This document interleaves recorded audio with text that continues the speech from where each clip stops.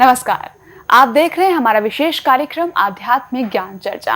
और आइए अब शुरुआत करते हैं कार्यक्रम की और जानते हैं विचार जगत गुरु तत्वदर्शी संत रामपाल जी महाराज बनाम पवित्र हिंदू धर्म के आदरणीय सर्वशीर्ष शंकराचार्यों के विचार। आइए अब जानते हैं शारदा द्वारका पीठ तथा ज्योतिर्मठ बद्रीनाथ पीठाधीश्वर शंकराचार्य स्वरूपानंद सरस्वती जी महाराज के विचार। श्रीमद् भगवत गीता का ज्ञान किसने बोला? ये भगवान श्री कृष्ण ने अर्जुन को सुनाया। आप जी पुराणों को भी सत्य मानते हैं? मानते हैं।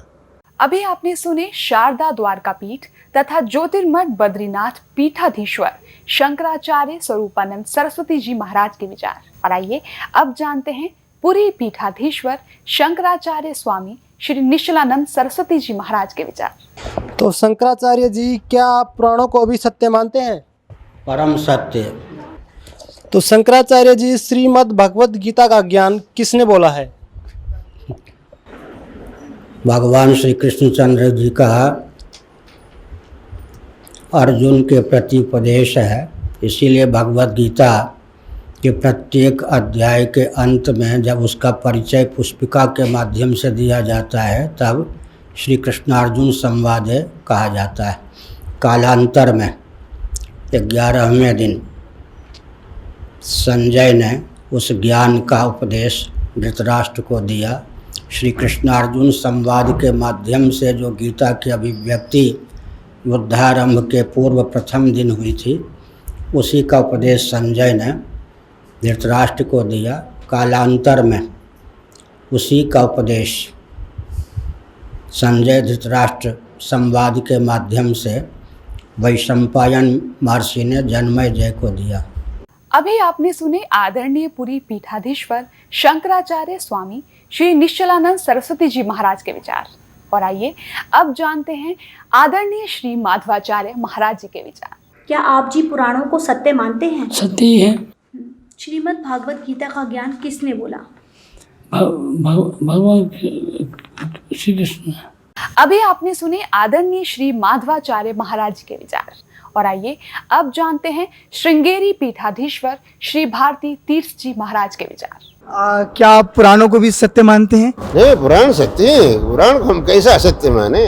हमारे लिए पुराण सत्य ही है। श्रीमद् भगवत गीता का ज्ञान किसने बोला? भगवान श्री कृष्ण ने। अभी आपने सुने पवित्र हिंदू धर्म के आदरणीय सर्वशीर्ष शंकराचार्यों के विचार। और आइए अब जानते हैं जगत गुरु तत्वदर्शी संत रामपाल जी महाराज के विचार।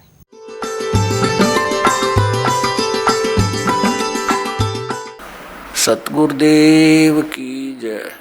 बंदी छोड़ कबीर परमेश्वर जी की जय। बंदी छोड़ गरीबदास जी महाराज जी की जय। स्वामी राम देवानंद जी गुरु महाराज जी की जय हो। गरीब नमो नमो सतपुरुष को नमस्कार। गुरु की नहीं सुर नर मुनि जन साधुओं संतों सर्वस्दी नहीं। सतगुरु साहेब संत सब दंडोतम प्रणाम। आगे पीछे मध्य हुए तिनको जा कुर्बान। पुण्यात्मा, आप जी सुनते आए हो विशेषकर 2-3 वर्षों से कि सन 2012 में प्रलय होएगी। अब वो प्रलय का अर्थ कैसे लगाकर पेश करते हैं कि पृथ्वी पर सर्वनाश हो जाएगा। ये वो प्रलय नहीं होगी, ये अधर्म की प्रलय होगी। अधर्म का सर्वनाश होगा, अज्ञान की प्रलय होगी और ज्ञान का विकास होगा। ये वो प्रलय अब सन 2012 में होगी। परम पिता परमात्मा पूर्ण ब्रह्म सर्व सृष्टि रचनहार कबीर देव कबीर साहेब जी की असीम कृपा से आप पुण्यात्मा ये आध्यात्मिक संपूर्ण ज्ञान सुन रहे हैं।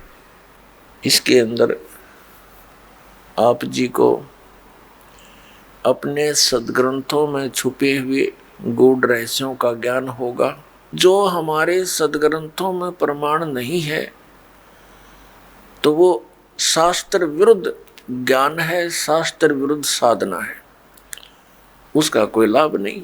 अब पहले क्या कारण रहा कि हमारे जो धर्म गुरु थे वो संस्कृत अवश्य जानते थे लेकिन अध्यात्म ज्ञान शून्य था उनका। वे तत्व ज्ञानहीन थे और हैं अभी तक। हमारे धर्मगुरु कौन है? आचार्य, शंकराचार्य और अन्य मंडलेश्वर, ये सब हमारे धर्मगुरु हैं। ये संस्कृत के तो विद्वान थे, व्याकरण भी इनकी अच्छी दुरुस्त है, लेकिन अध्यात्म ज्ञान बिल्कुल नहीं।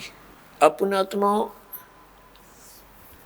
ये हमारे धर्मगुरु, हिंदू धर्म के, पवित्र हिंदू धर्म के ये आदरणीय धर्मगुरु हमें जो भी ज्ञान देते हैं, समझाया करते थे, समझाते हैं, बताते हैं, वो कहते हैं कि हमने इनको पवित्र वेदों से, पवित्र श्रीमद् भगवत गीता से और पवित्र पुराणों से ये ज्ञान तुम्हें सुनाया है।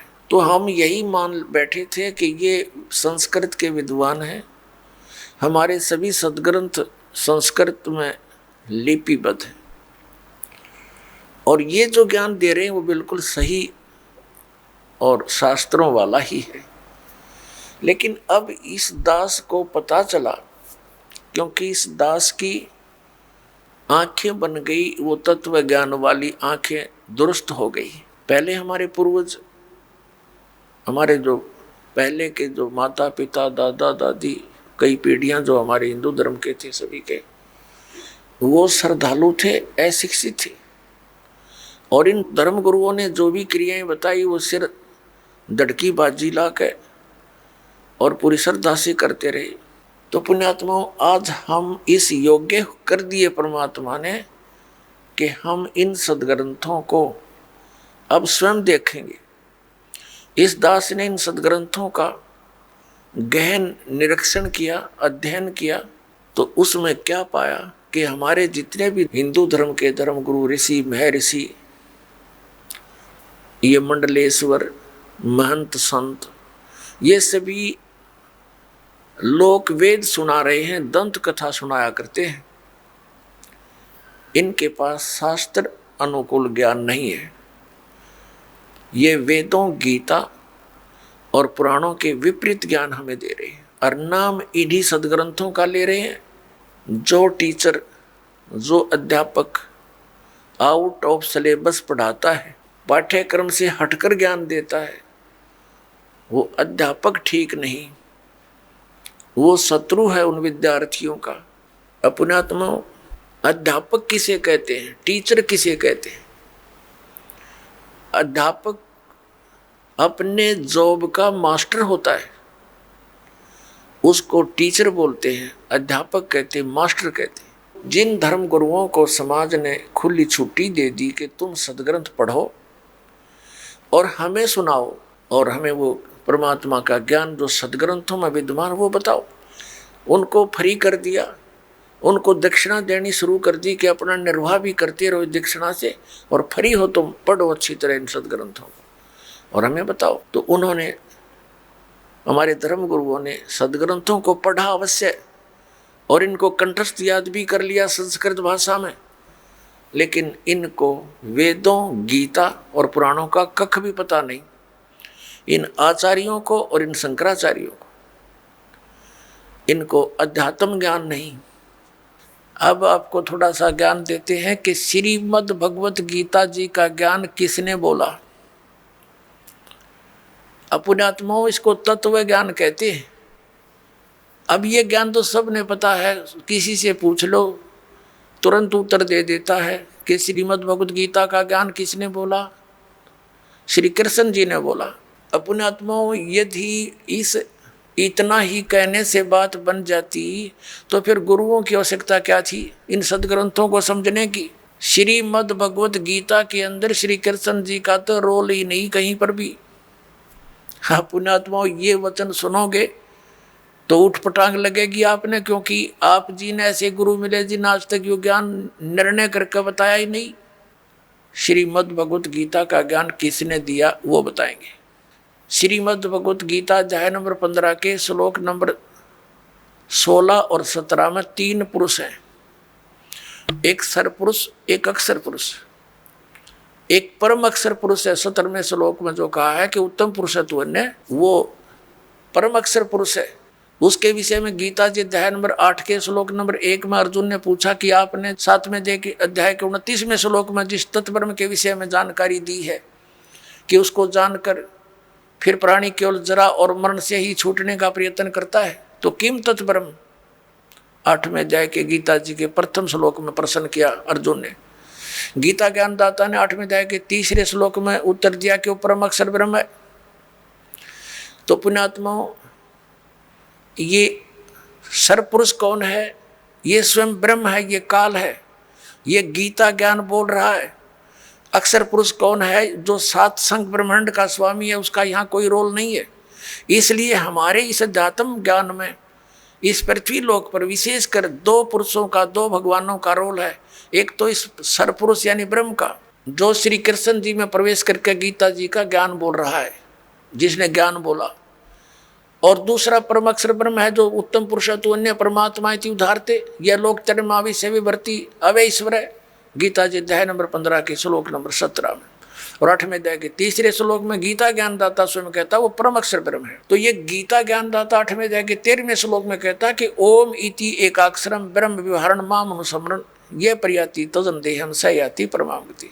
मुझ ब्रह्म का केवल एक ओम मंत्र है, और इसका जो उच्चारण करके श्रवण करता हुआ शरीर छोड़कर जाता है, ओम नाम से मिलने वाली जो परम गति उसको प्राप्त होता है। वो कौन सी है? ब्रह्मलोक।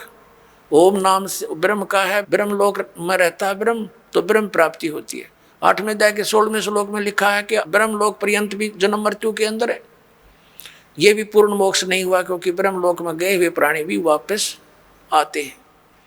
और गीता ज्ञानदाता स्वयं भी कहता है 2 अध्याय के 12वें श्लोक में, 4 अध्याय के 5 और 9 श्लोक में, 10वें अध्याय के 2 श्लोक में कि अर्जुन तेरे और मेरे बहुत जन्म हो चुके। इसलिए 18वें अध्याय के 62वें श्लोक में गीता ज्ञानदाता कहता है कि तू सर्वभाव से उस परमेश्वर की शरण में जा, उसकी कृपा से ही तू परम शांति को, सनातन परम धाम को प्राप्त होगा। गीता जी अध्याय नंबर 15 के श्लोक नंबर 4 में कहा कि जब तत्वदर्शी संत मिल जा, उसके बाद उस परमेश्वर के उस परम पद की खोज करनी चाहिए, जहाँ जाने के बाद साधक फिर लौटकर कभी संसार में नहीं आते। और जिस परमेश्वर ने सब ब्रह्मांडों की रचना की है, और केवल उसी की भक्ति करो, ये गीता ज्ञानदाता कहता है। तो इससे सिद्ध है कि श्रीमद् भगवत गीता का ज्ञान देने वाले से भी कोई और एक सुप्रीम पावर है।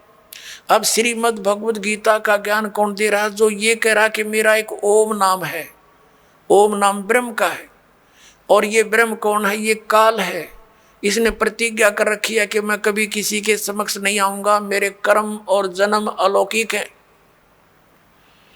गीता जी अध्याय नंबर 4 के श्लोक नंबर 9 में यह कहता है कि अर्जुन मेरे जन्म और कर्म दिव्य है, अलौकिक है। अब पुण्यात्माओं, अब हम आपको श्रीमद् भगवत गीता जी का ज्ञान किसने बोला, ये थोड़े से संक्षिप्त में सुनाएंगे। श्री कृष्ण जी का तो रोल ही नहीं है गीता जी के ज्ञान में। कैसे कि श्री कृष्ण जी युद्ध के पक्ष में नहीं थे इस महाभारत के युद्ध में, और 3 बार वो गए हैं शांति दूत बनकर, समझाने की चेष्टा की है कौरव और पांडवों को। लास्ट में यहाँ तक जब फैसला कर लिया कि भी एक तरफ मैं होऊंगा, एक तरफ मेरी सेना होगी, और मैं शस्त्र भी नहीं उठाऊंगा, प्रतिज्ञा कर ली। तो पुण्यात्माओं, जो महापुरुष ये कहता हो कि मैं हथियार भी नहीं उठाऊंगा, क्या फिर वो युद्ध की सलाह दे सकता है? नहीं। अब जब इसने देखा, किसने? इस काल भगवान ने। ये गीता जी अध्याय नंबर 7 के श्लोक नंबर 24 और 25 में स्पष्ट करता है कि मैं अपनी योग माया से छुपा रहता हूँ, मैं कभी किसी के समक्ष नहीं होता। ये मेरा अटल अनुतम, अवय अनुतम यानी घटिया अटल नियम है। इससे घटिया और क्या होगा? जो पिता अपने पुत्रों के सामने नहीं आता, उसमें कोई दोष है? तो इस प्रकार वो स्पष्ट करता है कि मैं अपनी योग माया से छुपा रहता हूँ, और मुझ अव्यक्तम व्यक्तिम आपन मनन्ते, मुझ अव्यक्त को, मैं तो अव्यक्त रहता हूँ और मुझे कृष्ण मान रहे हैं ये मूर्ख जन समुदाय। I am not Krishna, Gita ज्ञानदाता कहता है। अब ये इसके जन्म और कर्म कैसे अलौकिक है? ये छल करता है किसी को ब्रह्मा रूप में दर्शन दे देता है, किसी को विष्णु जी के रूप में दर्शन दे देता है, तो वो विष्णु जी की महिमा गाने लग जाता है कि विष्णु जी आप ही भगवान हो, आप छुपाए हुए हो अपने आप को। इस प्रकार इनको भ्रम हो जाता है। और ये कैसे इसके कर्म अलौकिक हैं, अब आपको दिखाते हैं थोड़ा प्रमाण सदग्रंथों में। एक बार देवताओं का और असुरों का, राक्षसों का युद्ध हो गया और राक्षस विजयी हो गए, देवता भाग गए, मैदान छोड़ गए। देवताओं ने कहीं जाकर के इकट्ठा होकर भगवान विष्णु की आराधना की और ये विष्णु रूप धारण करके ये ब्रह्मा विष्णु महेश का पिता जिसने गीता बोली, ये वहाँ प्रकट हो गया। और जो तुम्हारे मन की बात मैंने जान ली है, और आप जाओ जो ससाद का पुरंजय नामक पुत्र है उसको युद्ध के लिए खड़ा कर लो, राक्षसों के आमने सामने खड़े हो जाओ और उसको तैयार कर लो। मैं उसके शरीर में प्रवेश करूंगा और राक्षसों को मार दूंगा। अब दिखाता हूं आपको, ये देखिएगा श्री विष्णु पुराण, गीता प्रेस गोरखपुर से प्रकाशित है। ये है श्री विष्णु पुराण सचित्र हिंदी अनुवाद सहित, इसमें संस्कृत भी साथ है। अनुवादक है मुनीलाल गुप्त, प्रकाशक एवं मुद्रक हैं गीता प्रेस गोरखपुर, गोविंद भवन कार्यालय कोलकाता का संस्थान। अध्याय नंबर 2, ये चतुर्थ अंश और 233 पृष्ठ पे ये विष्णु पुराण। अब हम आपको यहाँ ले आते हैं, 233 पृष्ठ पे यहाँ से पढ़ेंगे। पूर्व काल में त्रेता युग में एक बार अति भीषण देव असुर संग्राम हुआ, देवताओं और राक्षसों का। उसमें महाबलवान दैत्यगण से पराजित हुए देवताओं ने भगवान विष्णु की आराधना की। तब आदि अनंत शून्य अशेष जगत प्रतिपालक श्री नारायण ने देवताओं से प्रसन्न होकर कहा, आप लोगों का जो कुछ अभिष्ट है वह मैंने जान लिया है, तुम जो चाहते हो मैं समझ गया। उसके विषय में यह बात सुनिए। राज ऋषि ससाद का जो पुरंजय नामक पुत्र है, उस अक्षत्रिय श्रेष्ठ के शरीर में अंश मात्र से यानी कुछ समय के लिए स्वयं अवतीर्ण होकर उन संपूर्ण दैत्यों का नाश करूंगा। अतः तुम लोग पुरंजय को दैत्यों के वध के लिए तैयार करो। ठीक हो गया। अब इसने क्या किया, पुरंजय को खड़ा कर दिया, देवताओं ने समझा बुझा के, और राक्षस भी सामने हो गए। ये काल जो है उस पुरंजय के अंदर प्रवेश कर गया, क्योंकि ये 1000 भुजा का 1000 कला का मालिक है। ब्रह्मा विष्णु महेश ये 16 कला के मालिक हैं, तो इसमें शक्ति ज़्यादा, इसने उन सब राक्षसों को मार डाला। तो अब दूसरा उदाहरण देते हैं आपको। एक समय गंधर्वों का और नाग वंशियों का, नाग गोत्र के व्यक्तियों का आपस में युद्ध हो गया। तो गंधर्वों ने नागों को पराजित कर दिया और उनके सब धन लूट लिया। तो फिर नाग वंशियों ने यानी नाग गोत्र वाले व्यक्तियों ने इकट्ठे होकर भगवान विष्णु की आराधना की। फिर ये विष्णु रूप में काल प्रकट हो गया। इसने कहा कि आप जाओ और ऐसे ही कुछ को तैयार करो, उसके शरीर में प्रवेश करके मैं गंधर्व का नाश कर दूंगा। अब देखो प्रमाण, ये है अध्याय नंबर 3 और चतुर्थ अंश श्री विष्णु पुराण, पृष्ठ 242 पे, यहाँ नीचे आइएगा। तीसरा अध्याय। पूर्व काल में रसातल में मोने नामक 6 करोड़ गंधर्व रहते थे। उन्होंने समस्त नाग कुल के प्रधान रतन और अधिकार छीन लिए थे। गंधर्वों के पराक्रम से अपमानित उन नागेश्वरों द्वारा स्तुति किए जाने पर उसके श्रवण करने से जिनकी विकसित कमल सदृश आँखें खुल गई हैं, निंद्रा के अंत में जागे हुए उन जलशाही भगवान सर्वदेवेश्वर को प्रणाम कर उनसे नाग गुणों ने कहा, भगवान इन गंधर्वों से उत्पन्न हुआ हमारा भय किस प्रकार शांत हो। तब आदि अनंत रहित भगवान पुरुषोत्तम ने कहा, युवनासव के पुत्र मानधाता का जो यह प्रकुत्स नामक पुत्र है, उसमें प्रविष्ट होकर मैं स्पष्ट कर दिया, प्रविष्ट होकर उसमें प्रवेश करके मैं उन संपूर्ण दुष्ट गंधर्वों का नाश कर दूंगा। हो गया स्पष्ट। अब इसके कर्म अलौकिक ऐसे हैं, ये कहता मेरे कर्म दिव्य हैं। इसी प्रकार इसने श्री कृष्ण जी में प्रवेश करके गीता का ज्ञान वेदों वाला प्लस में अपनी युद्ध कराने की जो अटकलबाजी, ये श्रीमद् भगवत गीता नाम से 18 अध्याय इसने बोले और आखिर में डरा धमका के विराट रूप दिखा कर भयंकर रूप दिखाकर जिसको देख करके अर्जुन कांपन लग गया, अर्जुन जैसा योद्धा, और लास्ट में डरते ने हाँ भर ली अर्जुन ने कि उसने सोच लिया कि इसका उद्देश्य युद्ध करवाना है और यदि मैं ना कर दूंगा और इसने फिर एक बार वो विराट रूप दिखा दिया मेरा हार्ट अटैक हो जाएगा। इसलिए इसने अपनी भलाई समझी कि मरना तो मैंने है ही, युद्ध करूंगा वहाँ भी मारा जा सकता हूँ, और जब इसने फिर विराट रूप दिखा दिया फिर भी मारा जा सकता हूँ। और भगवान के इरादे से वो परिचित हो गया था कि ये युद्ध चाहता है, तो इसने कह दिया कि हाँ जी मैं आप सब समझ गया हूँ, आप जो कहना चाहते हो मैं युद्ध कर लूँगा। नहीं, श्री कृष्ण युद्ध करवावे, जब पहले वो मना कर रहा था कि नहीं आप युद्ध मत करो नाश हो जाएगा। और फिर ये क्या कहते हैं हमारे धर्मगुरु कि अर्जुन अक्षत्रिय धर्म का पालन नहीं कर रहा था इसलिए भगवान ने उसको प्रेरित किया। अरे श्री कृष्ण स्वयं अक्षत्रिय था, और जब काल्यवन ने चढ़ाई करी मथुरा के ऊपर स्वयं भगवान युद्ध मैदान छोड़कर भाग गए थे, जिस कारण से उनको रणछोड़ भगवान कहा जाता है। तो उन्होंने उस समय भी अपने क्षत्रिय धर्म का पालन त्याग दिया कि जिस कारण से अनर्थ टल जावे, नाश ना होए। तो क्या वो व्यक्ति फिर अक्षत्रिय धर्म के पालन करने के लिए इसे नाश करने की सलाह दे सकता है? तो पुण्यात्माओं, अब हमने इन सदग्रंथों से स्वयं परिचित होना है। ठीक है, इन्होंने जितना ज्ञान दिया वो इनके सत्र का इनके पास रहे। अब हम सदग्रंथों के अनुसार साधना करेंगे और ज्ञान ग्रहण करेंगे। अब आपको दिखाते हैं कि श्री कृष्ण जी को तो पता नहीं मैंने क्या बोला था गीता जी में, अभी दिखाता हूँ। अपनात्माओं, महाभारत का युद्ध हो लिया, कौरवों का नाश हो गया, पांडव राजगद्दी पर विराजमान हो गए। उसमें श्री कृष्ण के अंदर से काल निकल गया, ओनली श्री कृष्ण विद्यमान था, प्रेजेंट था। एक दिन श्री कृष्ण जी ने कहा कि अब मैं वापस जाता हूँ द्वारका को और तुम अपना राज करो।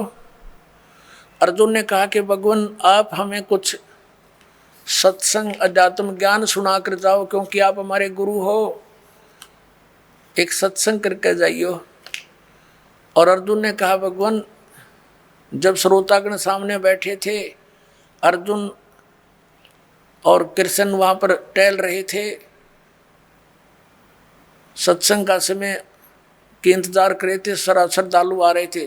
तब श्री कृष्ण जी से अर्जुन ने कहा भगवान कृपा मुझे वही ज्ञान सुनाना जो आपने युद्ध के दौरान सुनाया था, यानी वो गीता जी का ज्ञान बताना। अब मैं भूल गया हूँ, बुद्धि के दोष से मुझे याद नहीं रहा। श्री कृष्ण जी कहते हैं कि तू बड़ा श्रद्धाहीन है अर्जुन, तू बड़ा बुद्धिहीन है, तूने उस ज्ञान को याद क्यों नहीं रखा। और अर्जुन पर तो डांट मार रहे हैं कि तूने याद क्यों नहीं रखा, और स्वयं कह रहे हैं अब मैं पूरा ज्यों का तो तुझे उसको नहीं बता सकता, क्योंकि उस समय मैंने योग युक्त होकर ये ज्ञान बोला था। भले आदमियों, जब युद्ध के इसे खतरनाक भयंकर समय में योग युक्त हुआ जा सकता है तो इस पीस में क्या दिक्कत आ गई योग युक्त होने में। अब हो जा 2 मिनट लगे जो ज्ञान होता उसने बोला हो, तो उसने बोला ही नहीं था। ये श्री कृष्ण में प्रवेश करके काल बोल गया। जैसे आप देखते हो एक प्रेत आत्मा दूसरे के शरीर में प्रवेश कर जाती है और वो प्रेत बोलता रहता है, बहुत कुछ बोल जाता है। उसके जाने के बाद जिस शरीर की वो आत्मा अपने सचेत होती है, फिर उसको कोई अन्य ही बताते हैं, ऐसे बोल रहा था तू, ऐसे बोला, ऐसे बोला। उसको कुछ नहीं पता होता मैंने क्या बोला, और ही बताते हैं। फिर वो कहने लग जाता मैंने एक दिन ऐसे बोला। तो ऐसे श्री कृष्ण जी में प्रवेश करके उसकी आत्मा को दबा कर ये काल बोल गया सारे काम ने। और उसके निकलने के बाद फिर ओरिजिनल कृष्ण था वो क्या बोलता है दिखाता हूँ आपको, देखिए। ये संक्षिप्त महाभारत, ये द्वितीय खंड गीता प्रेस गोरखपुर से प्रकाशित है। संपादक तथा संशोधक हैं जयदयाल गोविंद का, गीता प्रेस गोरखपुर से प्रकाशित है। ये यहीं से प्रकाशित है, गीता प्रेस गोरखपुर से।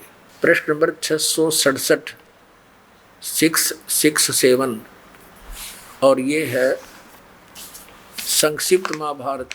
संक्षिप्त महाभारत। अब यहाँ आगे हम जन्मेजय ने पूछा, ब्रह्मन, शत्रुओं का नाश हो जाने के बाद जब महात्मा श्री कृष्ण और अर्जुन सभा में बैठकर वार्तालाप कर रहे थे, उस समय उनमें क्या बातचीत हुई? तो वैशंपायन जी कहते हैं, कहा राजन, श्री कृष्ण के सहित अर्जुन ने जब अपने राज्य पर पूरा अधिकार प्राप्त कर लिया तो वे दिव्य सभा भवन में आनंद से रहने लगे। एक दिन सज्जनों से घिरे हुए वे दोनों मित्र स्वेच्छा से घूमते घूमते सभा मंडप के ऐसे भाग में पहुंचे जो स्वर्ग के समान सुंदर था। पांडुनंदन अर्जुन श्री कृष्ण के साथ रहकर बहुत प्रसन्न थे। एक बार उन्होंने उस रमणीक सभा की ओर दृष्टि डालकर भगवान से ये वचन कहे, देवकी नंदन, जब युद्ध का अवसर उपस्थित था उस समय मुझे आपके महात्म का ज्ञान और ईश्वरीय स्वरूप का दर्शन हुआ था, किंतु केशव, आपने स्नेहवश पहले मुझे जो ज्ञान का उपदेश किया था वह सब इस समय बुद्धि के दोष से भूल गया है। उन विषयों को यानी श्रीमद् भगवद गीता के ज्ञान को सुनने के लिए बार बार मेरे मन में उत्कंठा होती है। इधर आप जल्दी ही द्वारका जाने वाले हैं, अतः पुनः उस सब विषय को वह विषय मुझे सुना दीजिए। वैशंपायन जी कहते हैं, अर्जुन के ऐसा कहने पर वक्ताओं में श्रेष्ठ महातेजस्वी भगवान श्री कृष्ण ने उन्हें गले से लगाकर इस प्रकार उत्तर दिया। श्री कृष्ण बोले, अर्जुन, उस समय मैंने तुम्हें अत्यंत गोपनीय विषय का श्रवण कराया था, अपने स्वरूप भूत धर्म सनातन पुरुषोत्तम तत्व का परिचय दिया था और नित्य लोकों का भी वर्णन किया था, किंतु तुमने जो अपनी नासमझी के कारण उस उपदेश को याद नहीं रखा, यह जानकर मुझे बड़ा खेद हुआ है। उन बातों को अब पूरा पूरा स्मरण होना संभव नहीं जान पड़ता। पांडुनंदन, निश्चय ही तुम बड़े श्रद्धाहीन हो, तुम्हारी बुद्धि अच्छी नहीं जान पड़ती। अब मेरे लिए उस उपदेश को ज्यों का त्यों दोहरा देना कठिन है, क्योंकि उस समय योग युक्त होकर मैंने परमात्म तत्व का वर्णन किया था। अब पुण्यात्मा, अब आपके कति समझ में आ जाएगी, यू ज्ञान बोलिया किसने? श्री कृष्ण जी का था रोल नहीं गीता के ज्ञान में। अब ये खुद कह रहे हैं कि मैंने, अब जैसे ये दास आपको ये सत्संग सुना रहा है और आप मुझे 10 वर्ष के बाद पूछ लियो, जी इस विषय पर जो आपने ये सत्संग किया था कृपा फिर सुनाइयो। कभी सुन लो, उसी से मैं सुना दूंगा, क्योंकि वो मैंने अपने होश हवास में सुना रखा है। और मेरे अंदर कोई प्रेत बोल रहा है तो फिर मैं ये बात बोलूँगा जो श्री कृष्ण बोल रहे हैं कि तुमने याद नहीं रखा, तुम कैसे व्यक्ति हो, श्रद्धाहीन हो, बुद्धिहीन हो। अरे भले आदमियों, ये दास सत्संग करेगा और प्रथम बार जो श्रोता इस सत्संग को सुनेगा 20% याद रहता उसको, और मैं फिर डांट मारूं कि तुमने याद क्यों नहीं रखा, तो इसका इससे सिद्ध है कि खिसियानी बिल्ली खंबा नोच रही है। यानी उसको ज्ञान नहीं खुद को, और उसको धमका रहा है कि तूने याद क्यों नहीं रखा। अब तो आपको क्या हो गया, जब ऐसे भयंकर युद्ध के समय में आदमी योग युक्त हो सकता है, तो शांत है, सब तरह से बिल्कुल पीस ऑफ माइंड है, आराम से योग युक्त हो सकते हैं। भाव कहने का ये पुण्यात्माओं, श्री कृष्ण जी का तो रोल ही नहीं था गीता के ज्ञान देने में। अब श्रीमद् भगवद गीता का ज्ञान दिया किसने है? ये काल ने दिया। गीता जी अध्याय नंबर 11 के श्लोक नंबर 32 में स्वयं कहता है कि अर्जुन, मैं काल हूँ और देख तेरे सामने ये मेरा वास्तविक रूप है, और इस रूप का यानी जो मैंने अब तुझे ये रूप दिखा है, इस रूप का पहले ना तो किसी ने पहले दर्शन हुआ, ना आगे कोई कर सकता। ये तेरे ऊपर रहम करके मैंने ये अपना विराट रूप दिखा। पुण्यात्माओं, यदि श्री कृष्ण जी बोल रहे होते गीता, तो ये शब्द नहीं कहते कि ये मेरा विराट रूप पहले किसी ने नहीं देखा, क्योंकि श्री कृष्ण जी तो अपना विराट रूप कौरवों की सभा में दिखा चुके थे। उस विराट में दिन रात का अंतर है। अपनात्माओं, एक तो 60 वाट का बल्ब हो, ट्यूब हो, और एक हो 1000 वाट की, तो कितना अंतर है? ट्यूब दोनों हैं, लेकिन वो 1000 वाट वाली 60 वाट वाली से भिन्न होती है। तो इसी प्रकार इन दोनों ने ही विराट रूप दिखाया था, उसमें और उसमें भिन्नता थी। और ये शब्द श्री कृष्ण जी नहीं कह सकते कि पहले किसी ने नहीं देखा और आगे कोई नहीं देख सकता। तो इससे सिद्ध है गीता ज्ञानदाता श्री कृष्ण नहीं उसके अंदर प्रवेश करके काल बोल रहा। वो 1000 भुजा का भगवान है, 1000 कला का है, सहस्रा बाहु। 11वें अध्याय के 21वें श्लोक में अर्जुन कहता है कि हे सहस्रा बाहु, हे 1000 भुजा वाले भगवान, अपने उसी चतुर्भुज रूप में आ जाओ। क्योंकि वो श्री कृष्ण मान रहा था उसको, और श्री कृष्ण जी विष्णु जी जो है ये 4 भुजा के भगवान है। अब इस दास की नजरों से आपको पता चलेगा कि श्रीमद् भगवद गीता का ज्ञान किसने बोला। और अन्य प्रमाण एक ये है कि श्री कृष्ण तो अर्जुन के साले थे। श्री कृष्ण की बहन अर्जुन को ब्याही थी सुभद्रा जी, अपने साले को पहचानने से भूल गया। वो श्री कृष्ण नहीं था, वो श्री कृष्ण से बाहर निकल कर वो काल देख रहा था, ऐसे भयंकर रूप दिखाया, और श्री कृष्ण अलग खड़े हैं, ओझल हो गए उसके प्रकाश में, तेज में। तब अर्जुन पूछता है, हे महानुभाव आप कौन हो, मैं आपको नहीं पहचानता। तो क्या श्री कृष्ण थे वह?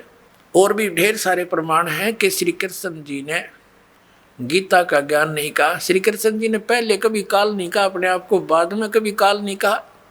श्री कृष्ण जी के पास तो ये जितनी गौवें थी, ग्वाल बाल थे, गोपियाँ थी, सब आकर के प्यार पाते थे, उसकी तरफ देखते रहते थे, निहारते रहते थे। क्या वो काल हो सकते हैं? तो पुण्यात्मा, श्रीमद् भगवद गीता का ज्ञान इस सर्वपुरुष ब्रह्म ने दिया, जो ब्रह्मा विष्णु महेश का पिता है, और इसी को हमारे धर्मगुरु परम ब्रह्म बोलते हैं। इस काल को कि ये मूर्ति रहित है, ये आकार में आया तो सदाशिव बन गया। अभी आपने सुने जगत गुरु तत्वदर्शी संत रामपाल जी महाराज के विचार, और आइए अब जानते हैं शारदा द्वारका पीठ तथा ज्योतिर्मठ बद्रीनाथ पीठाधीश्वर शंकराचार्य स्वरूपानंद सरस्वती जी महाराज के विचार। गीतानुसार तीर्थ, व्रत, तर्पण एवं श्राद्ध निकालने से क्या लाभ होता है? ये सब के सब मनुष्य के मन की संकीर्णता को दूर करने वाले हैं। अगर आप अपने भोजन में से कुछ अन्य प्राणियों को भी दे रहे हैं, अतिथि का सत्कार कर रहे हैं, तो ये आपके हृदय की संकीर्णता को दूर करने वाला है।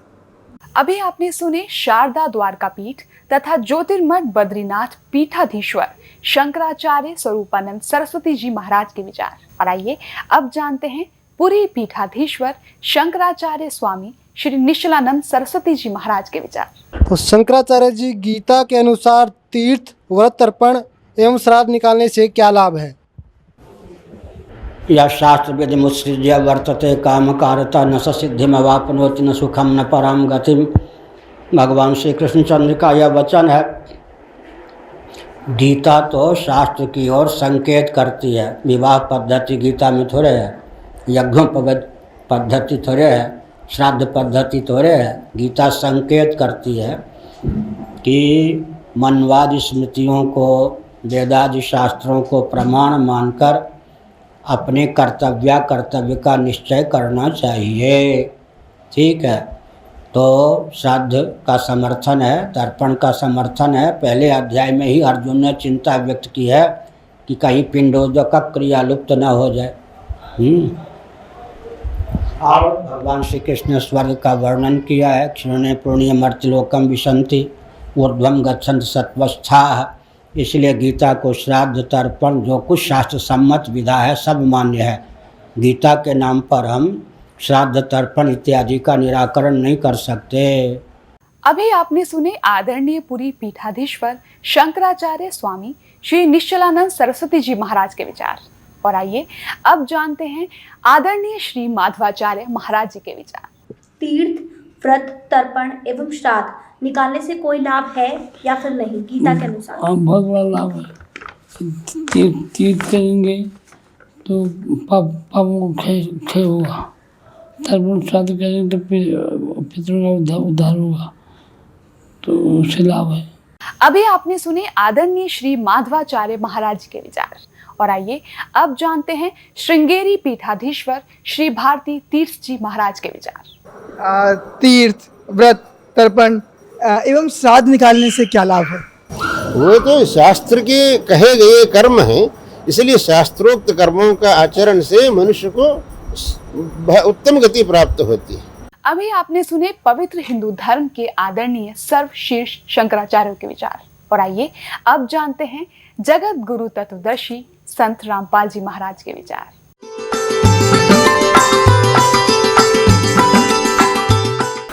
सतगुरुदेव की जय।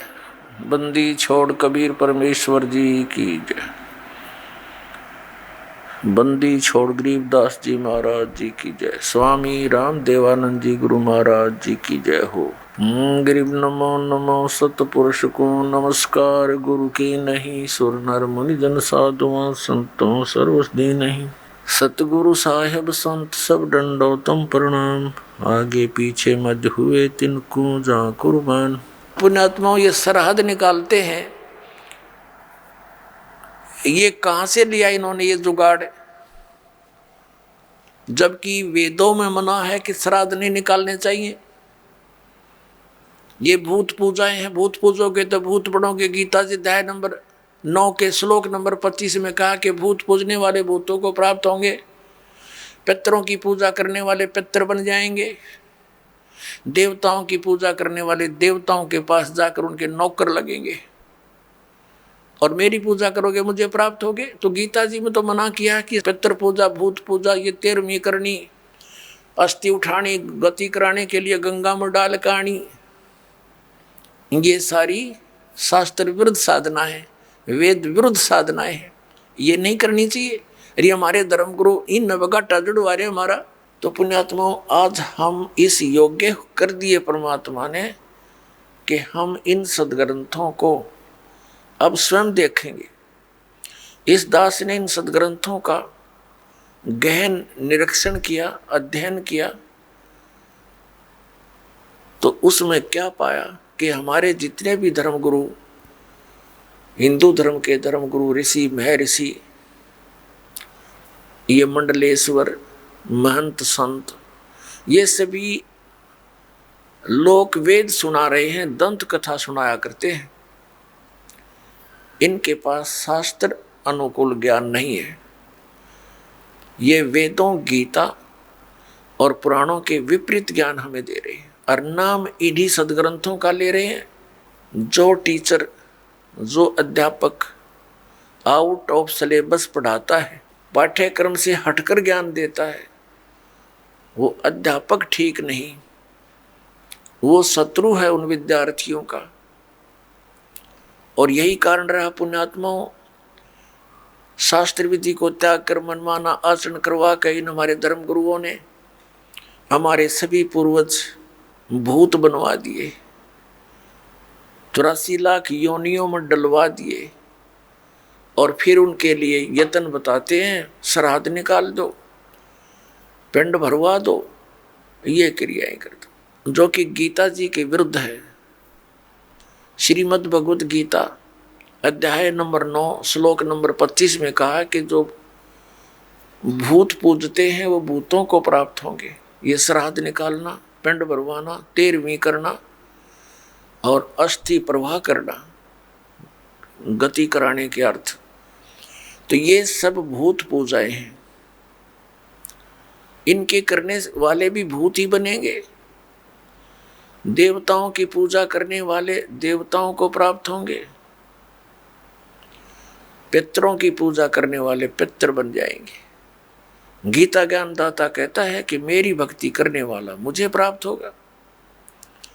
तो हमने भगवान की भक्ति त्याग कर ये भूत पूजा शुरू कर दी, श्राद्ध आदि निकालना, जिस कारण से हम शास्त्रीय विधि त्याग का मनमाना आचरण करते रहे और महान कष्ट को उठाते रहे। अब साधना करते हैं तो गलत करते हैं। क्या बताते हैं परमात्मा? प्रेत शिला पे जा बिराजे पितरों पिंड भराई, बोर श्राद्ध खान को आए ये काग भये कल माही। परमात्मा कहते हैं प्रेत शिला पे जा बिराजे, भूत बन गए, भूत ये गलत साधना करके, और फिर पितरों पिंड भराई, फिर पिंड भरवाए, और बोर श्राद्ध खान को आए काग भये कल माही। पुण्यात्माओं ये श्राद्ध निकालते हैं, ये कहाँ से लिया इन्होंने ये जुगाड़, जबकि वेदों में मना है कि श्राद्ध नहीं निकालने चाहिए। ये भूत पूजाएं हैं, भूत पूजोगे तो भूत बनोगे। गीता जी अध्याय नंबर 9 के श्लोक नंबर 25 में कहा कि भूत पूजने वाले भूतों को प्राप्त होंगे, पितरों की पूजा करने वाले पितर बन जाएंगे, देवताओं की पूजा करने वाले देवताओं के पास जाकर उनके नौकर लगेंगे, और मेरी पूजा करोगे मुझे प्राप्त होगे। तो गीता जी में तो मना किया कि पितर पूजा भूत पूजा ये 13वीं करनी, अस्थि उठानी, गति कराने के लिए गंगा में डाल कानी, ये सारी शास्त्र विरुद्ध साधना है, वेद विरुद्ध साधनाएं हैं, ये नहीं करनी चाहिए। अरे हमारे धर्म गुरु इन नवगाटा जुड़वा रहे हमारा कि श्राद्ध निकालो, 13वीं करो। अपना आत्मा परमात्मा कहा करते रे भोड़ी सी दुनिया सत्य गुरु बिन कैसे सरिया, रे भोड़ी सी दुनिया सत्य गुरु बिन कैसे सरिया। अपने लला के बाल उतरवावे देख के चीना लग जइया। एक बुढ़िया लेकर जागी अपने पोते या पोती ने, कहाँ गुड़गांव में आड़ी पे अपने इष्ट धाम पर ले जाते हैं जहाँ पर भी, और वहाँ नाई बैठा होता है, और अज्ञानी धर्म गुरुओं ने हमारे को ये सलाह दे रखी है कि पहले बाल बच्चे के अपने माता के ऊपर उतरवाने चाहिए इष्ट धाम पे। अब वह बुढ़िया जाती है पोता पोती ने लेकर, साथ में पुत्र वधू, और वहाँ नाई बैठा होता है। उसको जा करके वह बुढ़िया कहती है कि रे नाई के भाई मेरे पोते के बाल काट दे। अब बाहर अगर 5 रुपया में काटता होगा ना नाई, उस इष्ट दाम पर 10 रुपये लेगा डबल। अब पता इसने मेरे बिना कोई काटनिया नहीं, इसके डबल तो लेगा। और फिर बुढ़िया न्यू कहेगी भाई काट दे जल्दी सी मोटे मोटे, और न्यू कहेगी अरे भाई नाई के ध्यान रखिए मेरे पोते का कच्चा सिर है, कदे इसका कैंची ना लाग जा, धीरे धीरे देख धीरे धीरे भाई। अब परमात्मा कहते हैं अपने लला के बाल उतरवावे, और इतनी चिंता कि कदे कैंची ना लग जइया। अरे एक बकरी का बच्चा लेके उसका गला कटैया, रे भोड़ी सी दुनिया। वो भी तो किसी का बच्चा था जो तो बलि चढ़ाने जा रही है, और अपने बच्चे का इतना दर्द कैंची भी ना छू जा। परमात्मा कहा करते जैसा दर्द आपना हो ऐसा जान बिराने। अब फिर वो बाल लेकर बुढ़िया क्या करेगी, उसमें मंदिर में चढ़ावेगी भगवान की मूर्ति पे, और वो बूढ़ा पुजारी बैठा होता है, वो उसी से में उठा के उनने और एक थैले में डाल देगा बोरी में, और जब वह बोरी भर जाएगी शाम ने उसने उठा के कुरडिया पे फेंक आवेगा, और कौन सा बैंक में जमा कराओगा उसने, उसने बाहर फेंकने उठा के ने। तो परमात्मा कहते तुम यही कटाओ और इन्हें यही फेंक दो, इसका कोई यूज नहीं, मूर्ख बना रखा तुम्हारे, धंधा खोल रहे हैं लोग। अपने लला के बाल उतरवावे देख कैंची ना लग जइया। एक बकरी का बच्चा लेके उसका गला कटैया, रे भोड़ी सी दुनिया सत्य गुरु बिन कैसे सरिया, रे भोड़ी सी दुनिया सत्य गुरु बिन कैसे सरिया। कच्चा पक्का भोजन बनावे फिर माता धोकने गैया, कच्चा पक्का भोजन बना के फिर माता धोकने गैया। उस माता ऊपर कुत्ता मुते वो क्यों ना मर गैया, रे भोड़ी सी दुनिया गुरु बिन कैसे सरिया, रे भोड़ी सी दुनिया गुरु बिन कैसे सरिया। अब हमारी दादी जी माता दुखवाया करती हमारे थे, हमारी काकी ताइयों से माताओं से कहती ए पौधे मोटे मोटे गुड़ के हुए रोट और वो थोड़ी देर करती न धर दे न काची पाके, उन्हें पता था कुत्ता न खाने और कुर्सी माता उड़ा जिम में गई। और वहाँ एक माता इतने 2-2.5 फुट की उसकी हाइट, उसके महल की वह मंडी बना रखी होती है, और एक चबूतरा सा, वो बुढ़िया तो ऊपर चढ़ जाकर वह तो डाल के उसका आगे परोठे पूड़े वापस नीचे उतरने से पहले 3-4 कुत्ते चढ़ जाएंगे उसके ऊपर। पहले तो उस माता के उस भोजन न खाएंगे और चलते समय उसकी चोटी में धार मार खाएंगे। अब परमात्मा यूं कहा करते कि जय वह माता जिसने तो धोकन गई उसे प्रोटेक्शन की, क्योंकि पूजा तो नहीं कराना, कुछ बचाव करे हमारा, उसके आप शर्मा कुत्ते मुत्ते तो वह तेरा बचाव क्या करेगी बुढ़िया। अब परमात्मा क्या बताया करते, आप पे लिपे आप पे पोते और आप पे बनावे ओई, और उस पर बुढ़िया फिर पोते मांगे। देख अकल कहाँ से खोई।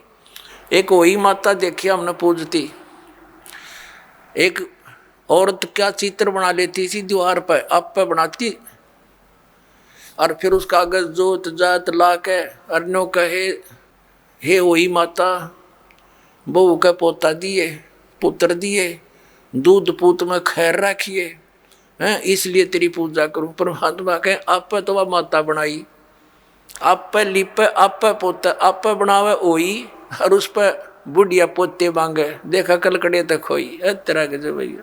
परमात्मा क्या याद दिलाते हैं कि जाटी पूजे पीपल पूजे और सिर तुलसा के हो और दूध पूत में खैर रखिए, न्यो पूजो हो तो जांडी पूजे और पीपल में पानी चढ़ावे और फिर तुलसी माता ने पूजे, और उनको किस लिए पूज रही हूं कि मेरे दूध पूत में खैर रखिए। बता अकल देखो हमारी। ये हमारे धर्म गुरुओं की गाइडलाइन थी हमारे को, ये शास्त्र विदिता का मनमान्य साधना करवा कर सारे भूत बनवा दिए। फिर क्या बताते हैं परमात्मा, जीवित बाप के लट्ठम लट्ठा और मुए गंग पुचैया, और जब आवे आसुज का महीना और वो कौवा बाप बनैया रे बड़ी सी दुनिया, सतगुरु बिन कैसे सरिया। जैसे जीवित बाप के साथ तो खेचा तानी रखे नकम्मी आत्मा है, और मरने के बाद फिर उसकी गति के लिए चलेंगे कहाँ से। देखो पुण्यात्माओं, ये हमारे धर्म गुरु कहाँ से गति कराने लगते हैं मृत्यु के उपरांत। पहले तो यूं कहेंगे कि अस्थि उठाओ और गंगा में प्रवाह कराओ, इसकी गति हो जाएगी।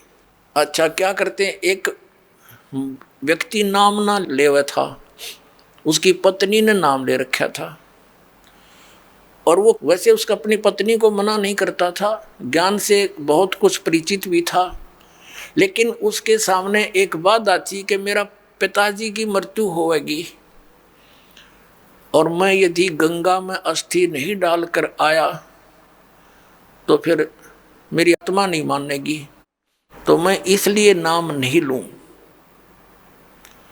एक दिन वो बता रही थी उसकी पत्नी कि मेरे तायसरे की मृत्यु होगी, यानी उसके ताऊ की, और वो लेकर गए उसकी अस्थियों को गंगा घाट पे।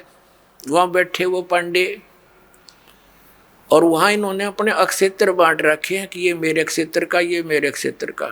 जाते ही पूछ लेते कहाँ से आए जी, वो बता दिया जी ऐसे ऐसे सोनीपत से आए। अच्छा अच्छा आज तुम हमारे हो वो पकड़ ले गए। तो वहाँ जाकर उसने देखा खोल कर पिछला सारा इतिहास बता देते हैं। तो क्या बोले वह नो बोले यजमान इब कद बहुत जन्माए रे तेरा गजब भैयो। अब वो कह रही थी कि वो बतावा था उसका पति के मेरा माथा ठंड क्या किया, दुश्मन तेनों बाट देखा हम रोज मरा, इन्हों क्या इब कद बहुत जन्माए गति कराण। तो वो कहने लगा उसके बाद मेरा वहाँ से मन हट गया कि वो तो हमारी सारा दिन जो है ना ये कुशोण मनावे हैं, अपने आत्माओं की गति करवा दी कि गंगा में अस्थि डलवा दी, होगी गति। फिर कहें 13वीं करो। 13वीं किस लिए कि गति कराने खातिर। अच्छा वह 13वीं भी कर दी। फिर कहें अब इसके सरहद निकालो पहले प्रत्येक महीने किया करते, फिर छठे महीने और बड़ा व्यवस्था करते थे, और फिर 1 वर्ष के बाद वो कंप्लीशन होता था, उसका समापन करते थे। 1 साल में पूरे वर्ष लगे रहते थे गतिकरण।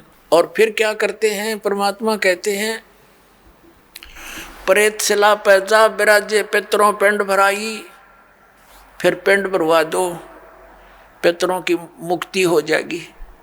और परमात्मा क्या कहते हैं, जीवित बाप के लट्ठम लट्ठा हर मुँहे गंग पुचैया, और जब आया आसोज का महीना कौआ बाप बनैया रे बोली सी दुनिया। अब फिर आगे श्राद्ध के समय आसोज का महीना, तो जिस तिथि को कोई घर का सदस्य मृत्यु को प्राप्त होता है तो हमारे धर्म गुरु वो तिथि नोट कर लेते हैं। आसोज के महीने में अमावस्या से लेकर पूर्णमासी तक उस किसी भी तिथि को मृत्यु होती है तो उस दिन विशेष कार्यक्रम करते हैं, श्राद्ध निकालते हैं। और सबसे पहले क्या करते हैं, वो बनाकर भोजन ऊपर रखते हैं छत पे, और उसी समय कौवे आकर खा जाते हैं। तो वो क्या कहते हैं हमारे धर्मगुरु, देखो भोग लग गए तेरे पिताजी, हो सकता कौआ बन रहे हो। अरे भले आदमियों, गति करान लागे थे, कौआ बना के छोड़ दिया। ये है इनके साधन। अब परमात्मा कहते हैं प्रेत शिला पैजा बिराजे पितरों पिंड भराई, और बहुत श्राद्ध खान को आए काग बने कलमाही। आगे क्या बताते हैं, जय सतगुरु की संगत करते सकल कर्म कट जाई, अमरपुरी पर आसन होते जहां धूप ना छाई। अब क्या बताते हैं, जय सतगुरु की संगत करते, सतगुरु मिल जाते तो ये सारे कर्मों तो पीछा छूट जाता, ना श्राद्ध निकालने, ना भूत बनना, ना कौवे और पशु की योनियों में जाना। और फिर क्या होता, अमरपुरी पर, अमरपुरी जिस स्थान का कभी नाश ना हो, सतलोक सनातन परम धाम की प्राप्ति हो जा, जब सतगुरु मिल जाए तो ये झंझट मिट जाए सारे। और ये हमारे गुरु जी धर्म गुरु ने कहा श्राद्ध तो अवश्य निकालना चाहिए। इन्हें तो हमारे कर्म बिगड़वाण का ठेका ले रखा था। पुण्यात्माओं, पवित्र हिंदू धर्म के जो सदग्रंथ हैं, पवित्र 4 वेद और पवित्र श्रीमद् भगवत गीता, और 5वां वेद जो परमात्मा कबीर जी की वाणी जो उनके मुख कमल से बोला गया, उसमें कंप्लीट ज्ञान है, सभी सदग्रंथों का सारांश है। वो तो इनके हाथ नहीं लगा, क्योंकि संस्कृत के ज्ञाताओं ने वो तो रिजेक्ट कर रखा था। कबीर साहब की वाणी तो एक अशिक्षित की वाणी है, इस करके वो हमारे तक नहीं आने दिया। तो इनमें जो पुराण हैं, ये पुराण क्या चीज है, गीता और वेद, 4 वेदों का सारांश श्रीमद् भगवत गीता। लेकिन श्रीमद् भगवत गीता में कुछ अटकल युद्ध कराने के लिए इस काल भगवान ने लगाई है, वो अलग से दिखाई देती है। और जो वेदों से मेल खाता वो गीता जी का ज्ञान खरा है, बिल्कुल सत्य है। तो हमने, क्योंकि वो वेद ज्ञान गॉड गिवन है, परमात्मा का दिया हुआ है, तो हमने परमात्मा के आदेश का पालन करना है। और पुराण क्या है, ये ब्रह्मा जी द्वारा दिया गया ज्ञान, ब्रह्मा जी से सुना, फिर कुछ अन्य ऋषियों ने किसी और से सुना हुआ ज्ञान, वो सब खिचड़ी बना के पुराण बना दी। अब वेदों में इन श्राद्ध आदि कर्म कांड का निषेध है, और गीता जी में निषेध 9वें अध्याय के 25वें श्लोक में स्पष्ट किया है, भूत पूजने वाले भूत बनेंगे। ये देखिएगा, श्रीमद् भगवत गीता, गीता प्रेस गोरखपुर से प्रकाशित है, जयदयाल गोविंद का इसके अनुवादक है। ये है अध्याय नंबर 9, श्रीमद् भगवत गीता, श्लोक नंबर 25। देवताओं को पूजने वाले देवताओं को प्राप्त होंगे, पितरों को पूजने वाले पितरों को प्राप्त होते हैं, और भूतों को पूजने वाले भूतों को प्राप्त होते हैं, और मेरा पूजन करने वाले मुझको ही प्राप्त होते हैं। अब ये श्राद्ध कितना आगे फिर, अब आपको दिखाते हैं झलक पुराणों में क्या लिखा है। एक मार्कंडेय पुराण है। एक रुचि नाम के ब्राह्मण थे, ऋषि। और उसने वेदों को समझा पढ़ा कि मनुष्य जीवन ये ज्ञानी आत्मा थे कि मनुष्य जीवन केवल मोक्ष प्राप्ति के लिए प्राप्त होता है। इसलिए उसने ना तो विवाह कराया, ब्रह्मचारी पद पर रहते हुए 40 वर्ष की उम्र हो गई थी और अपना जंगल में वन में रहता था, कोई मकान झोंपड़ी भी नहीं डाल रखी थी, ये सोच करके मोक्ष प्राप्ति करानी है और ना क्या संग्रह करना है, 2 दिन का जीवन है। अब वो वेदों अनुसार साधना कर रहा था रुचि ऋषि, और उसके जो पिताजी, दादाजी, परदादाजी, चौथा दादाजी वो मर चुके थे, वह भूत बन रहे थे और वो भी ऋषि थे, ब्राह्मण थे। उनने भी ये कर्म कांड करे और करवाए थे तो भूता बनेंगे वह। तो वो चारों दिखाई दिए और कहा, बेटा तूने विवाह क्यों नहीं करवाया? विवाह करवा के तुम हमारा श्राद्ध करता हैं और हमारी गति हो जाती। अब रुचि कहने लगा कि पितामहो, वेद में तो ये मना कर रखा है, ये श्राद्ध श्रुद्ध निकालना, ये कर्म कांड करना, ये तो मूर्खों का मार्ग है। और वो पितर भी कहते हैं, बेटा है तो ऐसा ही, इसमें कोई संदेह नहीं, मिथ्या नहीं है, सच्चाई है। लेकिन हमारा क्या होगा? अब तुम बाढ़ में जाओ, थारा क्या होगा? आप मरे, अरे पुत्र और मरवाने के लिए तैयार करे। या देखो मार्कंडेय पुराण, ये गीता प्रेस गोरखपुर से प्रकाशित है, ये गीता प्रेस गोरखपुर से प्रकाशित है। ये 242 पृष्ठ पे संक्षिप्त मार्कंडेय पुराण, रोच्य मुनि की उत्पत्ति कथा। मार्कंडेय जी कहते हैं कि ब्राह्मण, पूर्व काल की बात है, प्रजापति रुचि ममता और अहंकार से रहित इस पृथ्वी पर विचरते थे। उन्हें किसी से भय नहीं था, वे बहुत कम सोते थे। उन्होंने न तो अग्नि की स्थापना की थी, न अपने लिए घर ही बना रखा था। वे एक बार भोजन करते और बिना आश्रम के ही रहते थे। उन्हें सब प्रकार की आसक्तियों से रहित एवं मुनिवर्ती में रहते देख उनके पितरों ने उनसे कहा, ये देखिए ये चारों आगे भूत बन रहे, ये देखो ये रुचि ऋषि है, ये इनके पहले बने हुए वो पंडित जी सारे भूत पूज का भूत बन गए। अब ये दिख गए इसने सारे इकट्ठे। पितर बोले, बेटा विवाह स्वर्ग और अपवर्ग का हेतु होने के कारण एक पुण्यमय कार्य है। ये तो इन पितरों के वचन हैं, ये तो पितरों के वचन है जो अपनी सलाह दे रहे हैं। अब देखना, उसे तुमने क्यों नहीं किया? ग्रस्त पुरुष समस्त देवताओं, पितरों, ऋषियों और अतिथियों की पूजा करके पुण्यमय लोकों को प्राप्त करता है। वह सभा के उच्चारण से देवताओं को शब्द से पितरों को तथा अन्नदान, बलि, वैष्णदेव आदि से भूत आदि प्राणियों एवं अतिथियों को उनका भाग समर्पित करता है।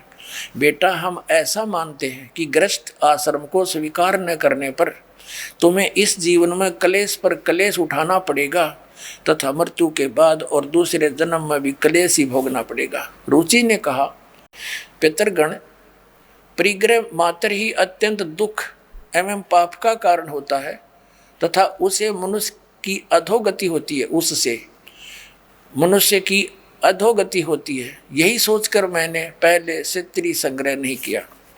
अब यहाँ देखो, पितर बोले, बेटा जितेंद्रिय होकर आत्मा का प्रक्षालन करना उचित है, किंतु तुम जिस मार्ग पर चल रहे हो वह मोक्ष मार्ग है। बता, इसने तो घटिया मान रहे मोक्ष मार्ग ने कि तुम जो कर्म कर रहे हो जिस मार्ग पर चले तो मोक्ष मार्ग है।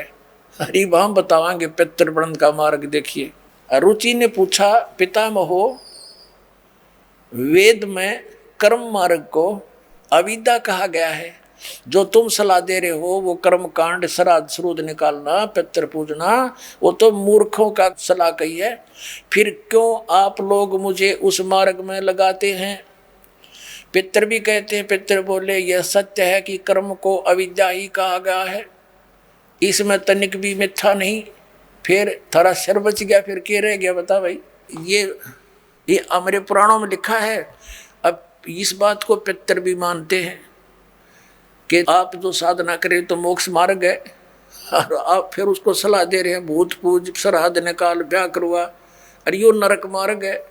और आप भी मानते हैं कि आप जो मार्ग अपना रहे हो तो मोक्ष मार्ग है।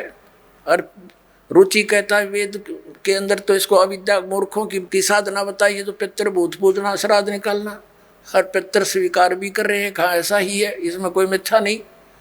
फिर ये बकवाद कट रखी, अगर मुगरुम ऐसा कर ले, पितर ऐसा कर देते हैं, पितर पुत्र दे देते हैं, टट्टू दे देते हैं, आपा भूखे मरे बतावे, हम मूर्ख बना रखा। एक थोड़ी सी झलक दिखाते हैं आपको इसी मार्कंडेय पुराण में। इन कहाँ से ले रखे ये श्राद्धा के सिलसिले। एक मंदालसा नाम की औरत थी, उसने अपने पुत्र को शिक्षा दी, और वह ये ले रहे हैं। देख मार्कंडेय पुराण के अंदर है, यही आपको सुना रहे हैं। ये 81 पृष्ठ से थोड़ा सा लेंगे। मंदालसा बोली महाराज, ये मंदालसा ज्ञान देती हुई आ रही है। ये 82 पृष्ठ पे संक्षिप्त मार्कंडेय पुराण, यहाँ देखिए। अब ये क्या सलाह दे रही है कि जो पितर देवलोक में हैं और जो त्रिक योनियों में ये पशु पक्षी बने हुए हैं, और जो मनुष्य योनियों में एवं भूत वर्ग में स्थित हैं, भूत बन रहे हैं, और वे पुण्यात्मा हों या पापात्मा, जब भूख प्यास से विकल होते हैं तो वे अपने कर्मों में लगा हुआ मनुष्य पिंड दान तथा जल दान के द्वारा उन्हें तृप्त करता है। इसी तरह वह देवताओं और अतिथियों को भी संतुष्ट रखता है। देवता, मनुष्य, पितर, भूत प्रेत, गुहक पक्षी, कृमि और कीट आदि भी मनुष्यों से ही जीविका चलाते हैं। अब ये क्या बता रही है कि चाहे तो वो जो पितर देवलोक में हैं, जो त्रिक योनियों में पड़े हैं, और जो मनुष्य योनियों में यानी भूत आदि पितर पैतर बन रहे हैं, वे पुण्यात्मा हों या पापात्मा, सब भूखे प्यासे मरते रहते हैं। तो वो टट्टू देवलोक में हुए, भूखे मरते प्यासे मरे। अब क्या बताते हैं आगे, ये देखिएगा संक्षिप्त मार्कंडेय पुराण 92 पृष्ठ पे। इनमें से जो नरक में निवास करते हैं, जो पशु पक्षी की योनियों में पड़े हैं, तथा जो भूत प्रेत आदि के रूप में स्थित हैं, उन सब को विधि पूर्वक श्राद्ध करने वाला यजमान तृप्त करता है। कैसे करता, सुनो। मनुष्य पृथ्वी पर जो अन्न बिखेरते हैं, उनसे पिशाच योनि में पड़े पितरों की तृप्ति होती है, जो जमीन पर दाने डाल देते हैं। बेटा, स्नान के वस्त्र से जो जल पृथ्वी पर टपकता है, उससे वृक्ष योनि में पड़े हुए पितर तृप्त होते हैं। जो रूख वृक्ष बन गए, उन का नाका जो वस्त्र ने छोड़ दिए ना, वो वृक्ष योनि में पड़े हुए तृप्त हो जाएंगे। अरे भले आदमियों, एक बार क्या था, परमात्मा कबीर जी काशी में गंगा घाट पर चले गए। गंगा का एक घाट बना हुआ है, वहाँ पर ये ब्राह्मण लोग सूर्य को यानी ऐसे सूर्य की तरफ मुँह करके गंगा से जल उठावें और वहीं डाल दें। कबीर साहब बढ़कर उसमें गंगा में घुटनों पानी में और ऐसे नौकरन लगे, गंगा के जल को पटरी पर फेंक रहे पूरी स्पीड तक। अब वो सारे पंडित जी अपना काम छोड़ के कबीर साहब की ओर देखने लगे, कहने लगे, वो कबीर ये क्या कर रहा तू? कबीर जी बोले, आप क्या कर रहे हो? मैंने ना पूछा, तुम क्यों पूछ रहे हो मेरे से? पहले आप बताओ आप क्या कर रहे हो? कि हम अपने पितरों को स्वर्ग में जल भेज रहे हैं। ये हम यहाँ जल डाल रहे हैं ना, ऐसे मंत्र बोलकर, ऐसे सूर्य की तरफ मुकर के, ये वहाँ स्वर्ग में हमारे भूखे प्यासे पितरों को जल प्राप्त होगा। परमात्मा बोला, मैंने एक बगीची लगा रखी अपनी झोपड़ी के आगे, और मैं उस झोपड़ी को उस बगीची को सींच रहा हूँ। फिर मंडके करड़े हो गए। तो वो कहने लगे, रे भोले आदमी, इतनी दूर कैसे जाएगा जल? ये तो यहीं पड़ा है। वो तेरी झोपड़ी के आगे बगीची जो छोटी सी लगा रखी, वो कैसे सिंचाई होगी इससे? कि 1 लाखों किलोमीटर दूर, मील दूर तुम्हारे पितरों को स्वर्ग में ये पानी मिल सकता है, तो ये 2 किलोमीटर पर क्या दिक्कत आएगी इसको? तो उनकी चौंध टूट गई। पंडित जिया ने फिर अपना गलती स्वीकार की, मालिक की शरण ग्रहण करी। अपने आत्माओं, वही यहाँ ये सिस्टम है। देखो अब देखो इनके आगे फिर मार्कंडेय पुराण हम पढ़ रहे हैं 92 पृष्ठ पे 92 पे। उससे वृक्ष योनि में पड़े हुए पितर तृप्त होते हैं। अच्छा वृक्ष तो है इतना बड़ा और पानी निचोड़ा कपड़े का उड़ा गंगा के किनारे, बताओ वृक्ष कैसे तृप्त होगा? उसमें तो बाल्टी भर गिरनी पड़ेंगी। तो किसी मूर्ख बना रखे हैं देखो। और नहाने पर अपने शरीर से जो जल के कण इस पृथ्वी पर गिरते हैं उनसे उन पितरों की तृप्ति होती है जो देव भाव को प्राप्त हो रहे हैं। देखो इनकी अकल। कहते हैं नहाने के बाद जो छींटे छाटे पृथ्वी पर पड़ते हैं ना, वो जो देवता बन गए उन पितरों की तृप्ति होती है। वो टट्टू देवता बन गए जब इसे पानी तो छकेंगे उड़ा हुआ है। तरह अकल बना मार रखी मारी। देखो देखो नहाने पर अपने शरीर से जल के कण इस पृथ्वी पर गिरते हैं ना, उनसे उन पितरों की तृप्ति होती है जो देव भाव को प्राप्त हुए हैं, जो देवता बन रहे हैं। और पिंडों के उठाने से वो पिंड भरवाते हैं, अन्न के कण पृथ्वी पर गिरते हैं ना, उनसे पशु पक्षी योनियों में पड़े हुए पितरों की तृप्ति होती है। बता वो पशु योनि में कितना भैंस बन कर खड़ी होगी, उनकी वह माई या दादी ताई काकी हैं, और उड़ा वह कण गिरे पृथ्वी पर कीता है। वह भैंस तो उड़े एक टोकरा भूस खावा डेली, एक कण तक क्यों कर छिकेगी वह है तेरा कैसे भाई। देखिए से मूर्ख बना रखा। कुल में बालक जो श्राद्ध कर्म योग्य होकर संस्कार से वंचित रह गए, यानी बचपन में मर गए, श्राद्ध करे नहीं, तो वे बिखरे हुए अन्न और समार्जन के जल को ग्रहण करते हैं। ब्राह्मण लोग भोजन करने के बाद हाथ मुंह धोते हैं और चरणों का प्रक्षालन करते हैं, तो उस जल से भी अनन्य पितरों की तृप्ति होती है। बेटा उत्तम विधि से श्राद्ध करने वाले पुरुषों के अन्य पितर यदि दूसरी योनियों में चले गए हों तो भी श्राद्ध से उन्हें बड़ी तृप्ति होती है। अनन्य उपार्जित धन से जो श्राद्ध किया जाता है उससे चंडाल आदि योनि में पड़े पितर तृप्त होते हैं। अब जो भूत प्रेत पितर कितने वृक्ष बन गए, कोई भैंस बना खड़ा है, कितने कोई काटड़ा बन रहा है, इनों के वो भी तृप्त होंगे। वो थोड़े छक्के दो दड़ी खाओ एक कब जब पेट भरे। एक बार आदरणीय गरीबदास साहिब जी गांव छुड़ानी में हुए, जिनको परमात्मा मिले थे और सचखंड ले जाकर वापस छोड़ा था, उन्होंने फिर ये ज्ञान दिया। एक उनका शिष्य था किसान, और वो गरीबदास साहिब जी के पास बहुत समय बैठता था, प्रतिदिन सत्संग सुनता था, दिन में विचार सुनते रहते थे, बैठ जाते थे। तो वो एक दिन नहीं आया। गरीबदास जी ने पूछा भाई कल क्यों नहीं आया? अगले दिन जब वो पहुंचा उसने बताया कि महाराज जी कल मेरी माँ का श्राद्ध था, हमारे पंडित जी आए थे, उन्होंने श्राद्ध निकाला, उसमें सारा दिन बिजी रहा मैं। कहा अच्छा भाई। फिर कहने लगा जी कल भी नहीं आन पाऊंगा मैं। गरीबदास जी ने पूछा कल क्या बात है? कि कल मेरे पिताजी का श्राद्ध है। अच्छा। परमात्मा पहले भी बहुत समझाते थे गरीबदास साहिब जी, लेकिन हमारी बुद्धि इतना काम नहीं करती, हम संसार के व्यवहार को घड़ा में तो देते हैं। तो गरीबदास जी ने कहा भी एक काम करना बेटा, जब तेरे पिता का श्राद्ध निकाल ले तुम्हारे वो ब्राह्मण जी, उसके बाद 2 व्यक्तियों का खाना ले आना यहाँ पर। अब उस व्यक्ति ने सोचा गुरुजी अपने लिए मंगाते होंगे। जब उनके गुरुजी ने सारा काम कर लिया, तैयारी उसने सब लगा दिया, भोग भाग कौवे कावे छका दिए, तो बाद में बचे हुए 2 मनुष्यों का खाना लेकर के वो गरीबदास जी के मकान में आ गया। गरीबदास जी भी गृहस्थी थे, बाल बच्चेदार थे, किसान थे, लेकिन परमात्मा से परिचित हो चुके थे, तत्व ज्ञान से परिचित थे। उनका खेत था, उस भगत का ही खेत था, उसमें एक जोड़ी थी, छोटा सा तालाब जिसको लेट बोले, और वो व्यक्ति लेकर आ गया 2 मनुष्यों का भोजन। गरीबदास जी कहने लगे आजा मेरे पीछे पीछे। अब उस व्यक्ति ने सोचा खेतों में कोई साधु संत आए होंगे, इनसे मिलने आते रहते हैं। वहां जाकर उस लेट से, उस जोहड़ से 1 किलोमीटर दूर उस खेतों में जो तालाब होते थे छोटे छोटे, पशुओं के पानी के लिए उसमें स्टोर कर लेते थे जल, तो उसके चारों तरफ झुंड खड़े हो जाते थे, झाड़ बोझड़े कांटेदार झाड़ियों के गुच्छे से बन जाते थे। उससे 1-200 फुट दूरी पर बैठ के गरीबदास जी भी वो लड़का व्यक्ति बैठा लिया और वहाँ कहा, आवाज़ लगाई उसकी माता और पिता का नाम लेकर, और उनसे कहा कि आ जाओ, तुम्हारा पुत्र भोजन ले आए।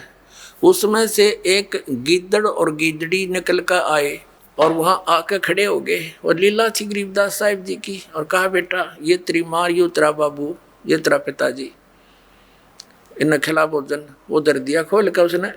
अब वो छक गए दोनों, 1 मिनट खा गए फटाफट और खा कर भाग गए। अब गरीबदास जी बोले कि तुम्हारे गुरुजी क्या कह रहे थे कि 1 दिन के भोजन खिलाने से और 1 वर्ष तक तुम्हारे पिताजी पितर जो जिस भी योनि में है वो तृप्त रहेंगे।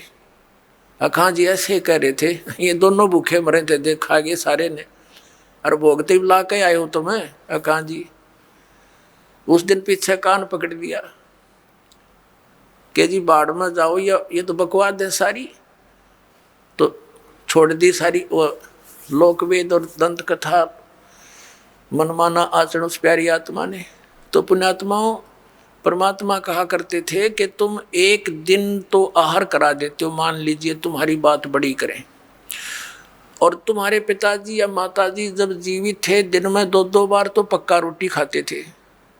अरे 300 तुम कहो 1 दिन के खाने से 364 दिन कोई ज़रूरत नहीं, ये कोई संभव बात है तुम्हारी? 1 दिन तुमने भोग लगा दिया, 364 दिन क्या खाएंगे वो? मान लीजिए तुम्हारे पिता काग बन गए, कौवे, तो रोज भोग ला दो उनका, 2 रोटी तोड़ के ऊपर रोज फेंक दो ताकि उनका पेट भरा रहे। तो 1 दिन ये फंड करने से कोई फायदा नहीं। कहने का भाव यह है कि वो तो जो बन चुके। अब पुण्यात्माओं, जब हम सत भक्ति करेंगे और इस साधना के करने से आपके जो पितृ भूत प्रेत आदि बने हुए हैं, और चाहे वो किसी योनि में है ये पितृ वाली सिस्टम में, तो उनकी भी मोक्ष हो जाएगा आपकी भक्ति करने से। आप अपनी भक्ति करते रहो और समय आने पर ये सब आपके पितृ वगैरह भी इस साधना से ही इनकी मुक्ति हो जाएगी। अब क्या होता है, जैसे इन्हीं पुराणों में लिखा है कि 1000 ब्राह्मण भोजन कर रहे हों, जैसे इन्होंने पितरों की और भूतों की श्राद्ध की वो विधि बता रखी है। पितरों के लिए भोजन कराओ ब्राह्मणों को तो ऑड नंबर में हो, 1, 3, 7 यानी 5, 7 ऐसे हों, और बाकी इवन नंबर में हो, ऐसी संख्या में जमाने चाहिए। और विष्णु पुराण में लिखा है कि 1000 ब्राह्मण जिमते हों, भोजन कर रहे हों, और उनके सामने एक योगी माने भगत, सच्चा भगत, सत्साधक, सत साधना करने वाला परम अक्षर परमात्मा का जो साधक है वो वास्तव में भगत योगी होता है। योगी का अर्थ ये नहीं ये पेट का पानी हला के दिखा दे और आसन उसन कर रहा हो ना, ये योगी नहीं। ये तो एक वो है अपनी, समझ लो ये प्राकृतिक चिकित्सक कह सकते हैं, वो योगी है। योगी का अर्थ होता है भक्त, परमात्मा से मिलने की जो कोशिश कर रहा है वो योगी है, भक्त यानी सच्चा साधक। ये देखिएगा श्री विष्णु पुराण, इसके अनुवादक हैं मुनीलाल गुप्त, ये गीता प्रेस गोरखपुर से प्रकाशित है। ये है अध्याय 16 और 3 अंश और पृष्ठ नंबर 213 पर। यहाँ पर लिखा है, हे राजन, श्राद्ध करने वाले पुरुष से विश्व देवगण, पितृगण, मातामह और कुटुंबी जन सभी संतुष्ट रहते हैं। हे भूपाल, पितृगण का आधार चंद्रमा है और चंद्रमा का आधार योग है, भक्ति, और इसलिए श्राद्ध में योगी जन को नियुक्त करना अति उत्तम है, यानी सत साधक को। हे राजन, यदि श्राद्ध भोजी एक सहस यानी 1000 ब्राह्मणों के सम्मुख एक योगी भी हो तो वह यजमान के सहित उन सब का उद्धार कर देता है, यानी ब्राह्मणों का भी और उनका यजमान का भी, सबका उद्धार कर देता है। पितरों की तो बात छोड़े। अब पुण्यात्माओं, यहाँ पर आप सब योगी हैं और जो भक्त आपके यहाँ दान करता है वो आपको जमा रहा है, तो आपके पितरों का तो वही उद्धार हो जाएगा। ये सत्कर मान लियो। ये इतना गजब का मार्ग है। जो सत्य है वो तो इन्होंने ग्रहण की नहीं, इन्होंने असत्य ग्रहण कर ली। पुण्यात्माओं, जैसे वेद आपने रुचि ऋषि की कथा में देख लिया मार्कंडेय पुराण में कि वेद में इसको अविद्या कहा है, कर्म कांड को। और पितर भी मानते हैं क्योंकि वह भी ब्राह्मण थे, ऋषि थे। अरे वो नो कहे हमारी दुर्गति हो जाएगी, जय दूसरा आदमी निकालेगा। अब जैसे एक श्रद्धालु कहता है कि जैसे हमारे पिताजी दिखाई दे जा और वो कहें बेटा श्राद्ध निकाल दे, तो हम क्यों नहीं निकालेंगे? निकालना तो पड़ेगा। कोई बात है या? अपनात्माओं, उसका तरीका है। जैसे किसी का बालक और कुएं में गिर गया, उसका वो तो चिल्ला रहा है डूब गया डूब गया, उसका क्या इलाज है? गिल्ले डूब जा, डांक मार दे, छलांग लगा दे, वो भी मरे गिल्ले। उसकी विधि है उसको भी बचाने की। पहले रस्सी बांधे एक ऊपर मजबूत सी, उसको नीचे डालो, उसको पकड़ कर जार, उसने भी काट के लिया। तो ये पितर दिखाई दे जा ऐसे कोई है तो उसका गेल नहीं डूबे, उस श्राद्ध न नहीं करे, वो तो कुएं में छलांग लगाने वाली बात होगी, गिल्ले मर गया। उसके लिए ये रस्सा है जो दास आपको देगा। ये सत भक्ति करो, इस तरह ये दान धर्म करो, और उन पितरा का भी सब कहेंगे उद्धार अपने आप होता चलेगा। ये आपने पढ़ भी लिया। क्योंकि सत साधक ये भक्त हैं, या लाखों योगी जी में एक महीने के अंदर आकर के हैं, और फिर वो एक कह के जमान में इतना लाभ बता रहे। तो ये तत्व ज्ञान और शास्त्र अनुकूल साधना, इससे आपका भी कल्याण और आपके पितरों का भी। अब जैसे आप जी ने अभी सुना कि वेद में इसको मूर्खा की साधना बताई है, तो बिल्कुल ठीक है। तो वेद क्या है? ये परमात्मा का विधान है, ये परमात्मा का आदेश है। और जो हमारे पुराणों में जो लिखा है वो पितरों का या ब्रह्मा जी का या किसी जैसे मंदालसा या कौन थी बता, इससे की बात ने साची मान ली, सब ने इसी तरह करने लगे। और या किसी अन्य ऋषि का दिया हुआ आदेश है, इसका पालन हमने नहीं करना। जैसे एक समय एक व्यक्ति की दोस्ती दरोगा से थी, थानेदार से, SHO से, और उस व्यक्ति का जो साथी था पड़ोसी उसको बहुत दुखी कर रहा था। उसने अपने मित्र दरोगा जी से कहा कि भाई दरोगा जी, ऐसे ऐसे मेरा पड़ोस में है, साथ वाला मकान में, बहुत परेशान करता है, सारा कुछ कह लिया, पंचायत भी कर ली, नहीं मान रहा, क्या करूं? अब दरोगा जी ने कहा उसका मार लट सिर में, माफ देख लूंगा।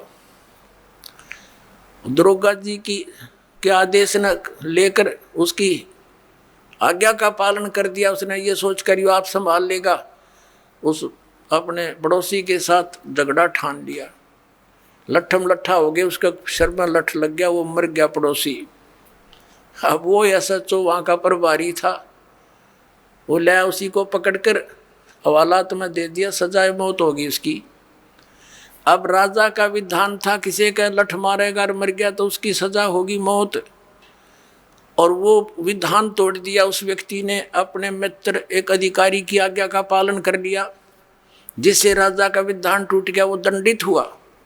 इसी प्रकार इन पुराणों में लिखा हुआ जो आदेश है ये दरोगा जी का समझ लो इन पुराणों में। और वेदों में संविधान समझो भगवान का संविधान अगर तोड़ दिया इन दरोगा जी के कहने से, पुराणों के या इन नकली धर्म गुरुओं के कहने से, इन शास्त्र विरुद्ध साधना कराने वाले आचार्य और शंकराचार्यों के आदेश से हमने ये क्रिया कर ली, तो हम दंडित होंगे, हम पितर ही बनेंगे, यानी मौत की सजा मौत की मिलेगी। तो ऐसी गलती हम तो ना करें भाई, और करियो भी मत। एक जीवित उदाहरण दास आपको देता है।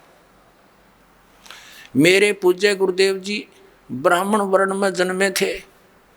हरियाणा के अंदर जिला भिवानी चरखी दादरी के पास एक पैंतावास गांव है, बड़ा पैंतावास, वहाँ वो रहते थे।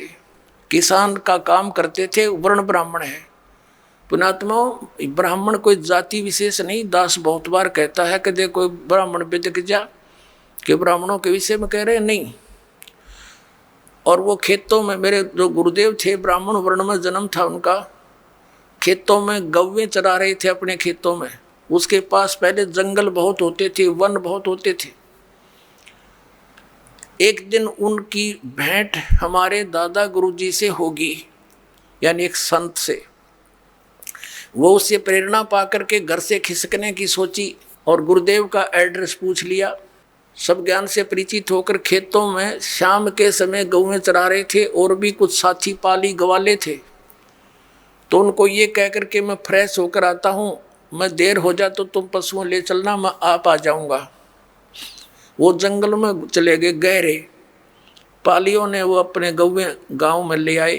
अब वो सामने काफ़ी देर होगी जब नहीं आए। उनका बचपन का नाम, गांव का नाम हरिद्वारी था, पंडित हरिद्वारी। और फिर उन्होंने अपना नाम बदल लिया था, कोई पहचान ना ले, घर से निकल गए थे वो। तो उन्होंने क्या किया, अपने कपड़े जो पहन रखे थे वो उतार दिए। 2 जोड़ी कपड़े लेकर गए घर से, उस दिन एक अलग से ले गए थे, किसी को दिखाया नहीं। वो जो पहन रखे थे वो कपड़े पाड़ पूड़ के, और कोई किसी हिंसक पशु ने, कोई पशु खा रखा था, कोई मृग वगैरह, किसी शेर ने, वो उन्होंने दिन में देख लिया था। उसके ऊपर घेर के कपड़े और निकल गए, रातों रात हरिद्वार पहुंच गए। अब घर वालों ने इंतजार की, 1-2 घंटा, फिर पूछा उन पालियों से, हरिद्वारी नहीं आया। वो कहने लगे वो यूँ कह रहा था मैं फ्रेश होकर आऊँ हूँ, तुम चलो। उन बच्चों को साथ लेकर गए, बताया कहाँ से प्रवेश हुआ था, किधर गया था। जाकर ऐसी पहले टॉर्च होती नहीं थी, लालटेन दीपक से ले रखे हाथों में गए, देखा रहे यूँ तो बच्चा खा रखा है, ओहो ये तो किसी हिंसक पशु ने खा लिया, रहे मर गया। अंधे हो गए, रोने लग गए दूर तय। अंधेरा सा था, वो आड़ जो पशु के हुए और कपड़े इकट्ठे करके रात ने दाग दे दिया, अग मर गया। फिर उसकी 13वीं शुरू हुई। पहले तो आए महीने का लठ गड्ढा करता है, वो आए महीना ब्राह्मण जी में करते। अब वो ब्राह्मण न्यारे हैं जो कर्मकांड करने वाले, तो वो सारा काम कर दिया। वर्षी भी बना मनु दी, और फिर हो गए श्राद्ध शुरू हैं कि ये थारा बे औलादा मर गया, निसंतान मरा हुआ है और इसकी अच्छी सेवा करनी चाहिए, नहीं तो क्योंकि तुम इनका हक खा रहे हो। जमीन थी इनके नाम, और वो बन रहे भक्त, संत बन गए, दुनिया का उद्धार करें। एक बार जब मेरे पूज्य गुरुदेव जी 105-6 वर्ष के हो गए, सतलोक जाने की तैयारी हुई। तलवंडी भाई, फिरोजपुर जिला पंजाब में उनका आश्रम, एक इसमें खन्ना के अंदर था, एक मोघा के अंदर था, एक नजफगढ़ आश्रम था। तो तलवंडी भाई वो ज़्यादा रहते थे, तो वहाँ से दास को उस समय आदेश दे रखा था नाम देने का। बहुत से शिष्य भी उनकी प्रेजेंस में दास के हो गए थे। 2 बच्चों की सेवा लगा रखी थी, उनकी सेवा में छोड़ रखे थे। तो उनका संदेशा आया कि गुरुजी यहाँ 45 आ चुके हैं। तो दास भी पहुँच गया 3-4 भक्तों को लेकर गाड़ी से। वहाँ देखा वो गुरुजी बैठे, प्रणाम हुआ। फिर उनकी एक भाभी जी थी, वो 92 वर्ष की हो रही थी, 92 ईयर ओल्ड थी। उससे बातचीत हुई। हमने उनसे पूछा कि माता जी, जब हमारे गुरुदेव यहाँ से चले गए तुमने क्या सोचा पीछे थे? वो कहने लगी जी मैंने तो ये सुना था कि इनकी मृत्यु होगी। तेरा एक देवर था और वो ऐसे ऐसे जंगल में किसी पक्षी ने, पशु ने खा लिया था, हिंसक ने, और मैं आई जब तक इसके श्राद्ध निकला करते, और 70 श्राद्ध मैंने अपने हाथ निकाल रखे इसके। और जब भी कभी कोई ऊक चूक घर में हो जाए, पशुओं में कोई हानि होती, फसल में हानि होती, हम अपने गुरुजी ब्राह्मण के पास जाते थे, उससे वो पितरा पुत्रा पढ़वाते थे। वो क्या कहा करता कि तुम्हारा अर्धवारी निसंतान मरा हुआ है और वो तुमने सिद्ध है, तुमने हानि करता है, उसके 500 कपड़े बनवाओ, उसके श्राद्ध अच्छी तरह निकलवाओ और उसका फलाना कर दो। वो जो कुछ भी कहता वो सारा करते हम, और फिर भी नो कहता इब ठीक से श्राद्ध नहीं हुआ, अगली बार मैं करूँगा अच्छी तरह। 70 तो श्राद्ध करवा दिया, यूँ बैठा नो का यूँ। अब मैं कहने लगा माता जी देखो गीता जी में मना कर रखा है 9 में जाके 25वें श्लोक में कि भूत पूजनीय भूत बनेंगे, पितर पूजनीय पितर बनेंगे, ये पूजा नहीं करनी चाहिए। अरे यो आपके सामने जीवित उदाहरण रहा, ये मूर्ख बना रहे थे आपको, कोई सच्ची बात थी इन लोगों की, ये अब तो छोड़ देना इसको। ने बोली ना भाई, या तो पुरानी लाग है नो के छूटे है, बाढ़ में पड़ो फिर भी ना छूटे, तो हद कर दी भाई। आँखों देख रही है, आपसे कह रही है कि मैंने इसके 70 श्राद्ध निकाल लिए, पिंड भी भरवा लिए, न बोलो पितर बन गया ये। हमायूं पितर नहीं हो सबका, ये तो उद्धार करने वाले महापुरुष बन गए, लाखों लोगों का उद्धार कर दिया। इस नृत्यों इनके श्राद्ध निकालो, इन मूर्खों को पालन लग रही। अपने आत्माओं ये तीर्थ कैसे बने, शंकराचार्यों द्वारा कैसा ज्ञान दिया जाता है, थोड़ी सी एक झलक दिखाते। ये पुस्तक है कि हिमालय तीर्थ, जेपी नंबूरी इसके ये लेखक है। हिमालय तीर्थ जेपी नंबूरी उप मुख्य कार्यकारी श्री बद्रीनाथ केदारनाथ मंदिर समिति,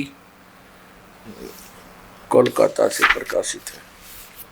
पहला प्रकाशन, प्रकाशक है रंजू चक्रवर्ती, क्षेत्र A/1, बामा चरण राय रोड कलकत्ता, मुद्रक प्रिंट सर्विसेज कलकत्ता। अब इसमें कथा दिखाते हैं आपको, हमारे शंकराचार्य जी हमें क्या कथा सुनाते हैं, कैसा ज्ञान देते हैं। यह एक कथा सिंपल सी लेंगे, ज़्यादा इतना समय नहीं हम वेस्ट करेंगे। देखना, ये पृष्ठ नंबर 19 पे एक कथा सुनाई है इन्होंने इन तीर्थों के बारे में, ये तीर्थ कैसे बने। ये हिमालय तीर्थ पुस्तक है। यहाँ लिखा है कि ये पहले तो उन्होंने और बताई है, नर और नारायण ऋषियों के पश्चात अन्य ऋषि मुनियों व भक्तों द्वारा यह ज्योतिर्लिंग पूजित रहा।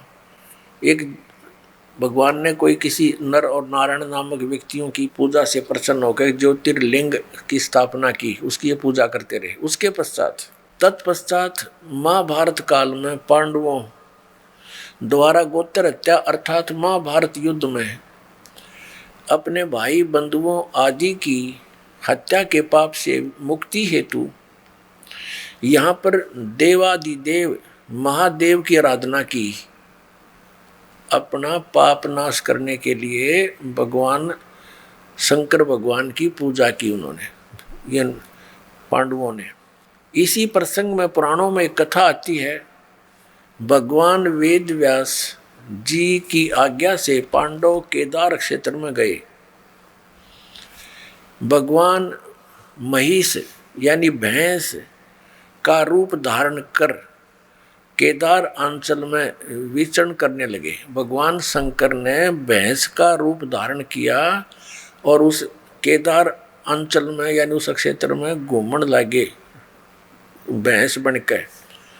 और भीम ने भगवान शिव को मायावी महिषी के रूप में पहचान लिया।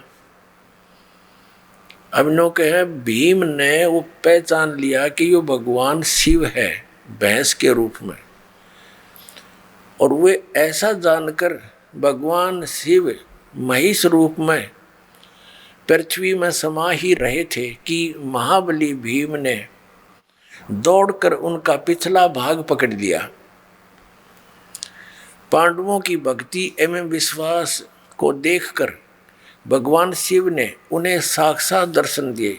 गुरु हत्या पाप के फल स्वरूप प्रायश्चित के रूप में भीम द्वारा पकड़े गए पृष्ठ भाग की पूजा अर्चना का आदेश देकर वहीं अंतर्ध्यान हो गए। पृष्ठ माने पिछला हिस्सा, भैंस का पिछला, मैं बताऊंगा आपको डिटेल से। पृष्ठ भाग ने शिला का रूप धारण किया, पत्थर बन गया फिर पिछला हिस्सा। अब ये क्या कहना चाहते हैं कि जब इन पांडवों को श्री कृष्ण जी ने आदेश दे दिया था कि तुम्हारे ऊपर एक भयंकर पाप है, जो महाभारत में तुमने बंधुघात किया, गुरुजन मार दिए, कितना अत्याचार किया, इसके मोक्ष के लिए तुम हिमालय में जाओ और वहाँ तपस्या करो अंतिम श्वास तक।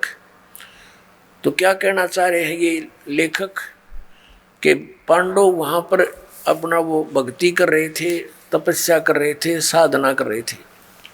भगवान शिव आगे वहां पर भैंस रूप धारण करके अन्यों के भीम ने पहचान लिए और भीम दौड़ा तो भगवान शंकर समझ गए उसको, इस कारण से वो पृथ्वी में समान लग गए और फिर केवल पृष्ठभाग यानी पिछला हिस्सा शेष रह रहा था पृथ्वी में। जानते महाबली भीम ने पकड़ कर डांट लिया कसौती तरह, और वो फिर इतना बार रह गया, फिर वो पत्थर का बन गया।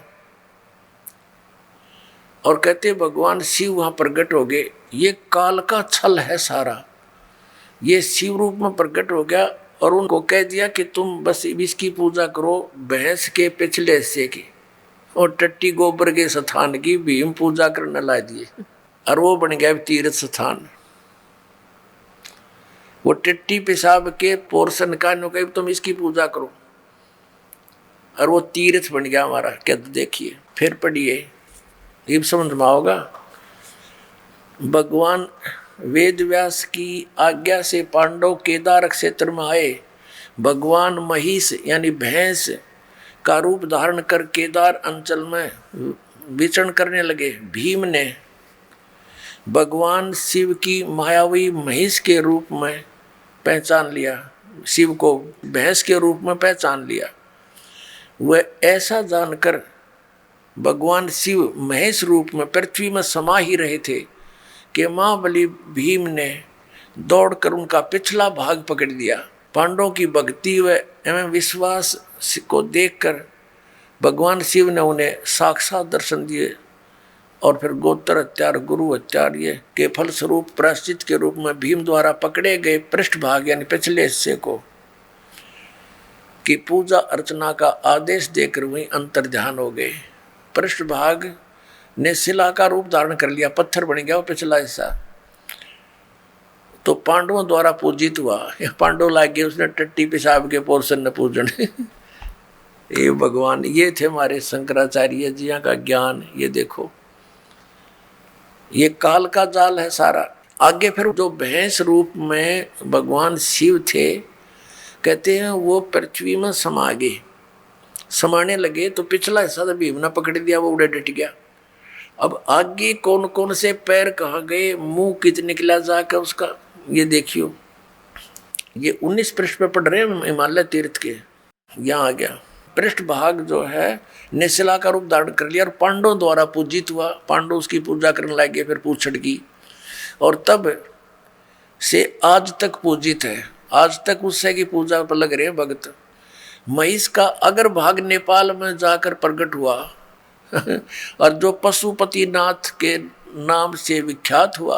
अरे वाह देवताओं, कहते हैं उस भैंस का अगला मुंह सिर उड़ा निकला जाके कहाँ, नेपाल में। महेश का अगर भाग यानी अगला हिस्सा मुंह सिर नेपाल में जाकर प्रकट हुआ, जो पशुपति नाथ के नाम से विख्यात हुआ। अब वहाँ पशुपति नाथ के नाम से मंदिर बन गया, लोग वहाँ पूजन लगे। ये इन हमारे शंकराचार्यों द्वारा दिया गए ज्ञान पर आधारित पुण्यात्मा वो साधना कर रहे हैं। महिष के अन्य 4 भाग कर्म से तुंगनाथ में बाहु, रुद्रनाथ में मुख, मद महेश्वर में नाभि और कल्पेश्वर में जटा। इस प्रकार केदारनाथ को छोड़कर महिष रूपी भगवान शंकर के अन्य 4 भाग केदार क्षेत्र में प्रतिष्ठित हुए।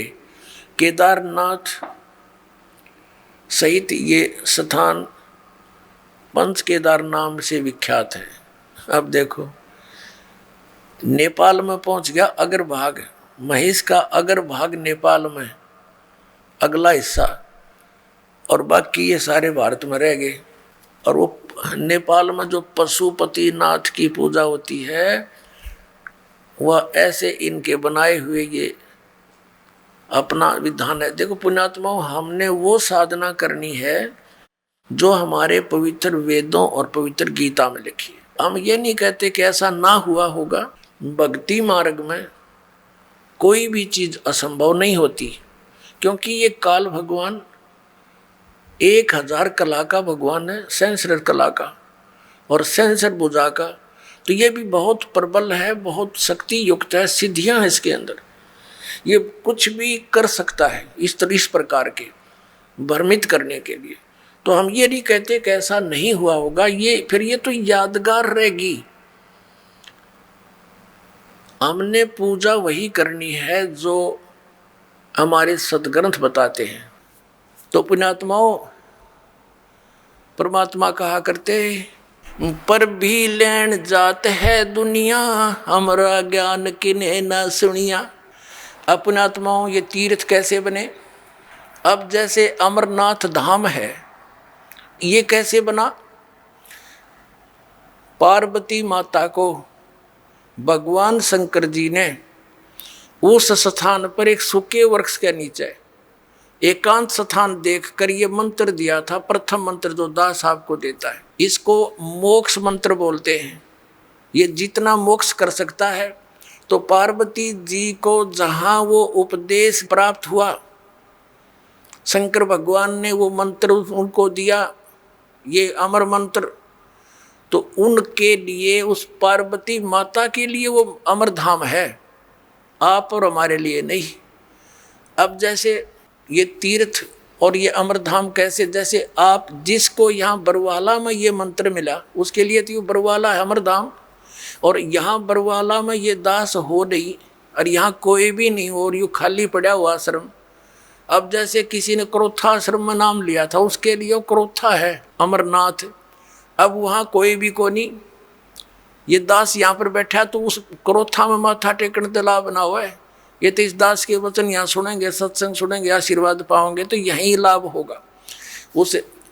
तो अमर धाम जो है वो एक आदरणीय स्मारक तो है कि यहाँ पर ऐसी घटना घटी थी, लेकिन आपके लिए वहाँ जाने से कोई लाभ नहीं होगा। आपको तो वैसा ही संत खोजना पड़ेगा जिसके पास वो अमर मंत्र हो, और वो अमर मंत्र आपको चाहे बरवाड़ा की गली में मिल जाए दास, और वहाँ उपदेश प्राप्त हो गया, तो वही आपके लिए अमरनाथ है।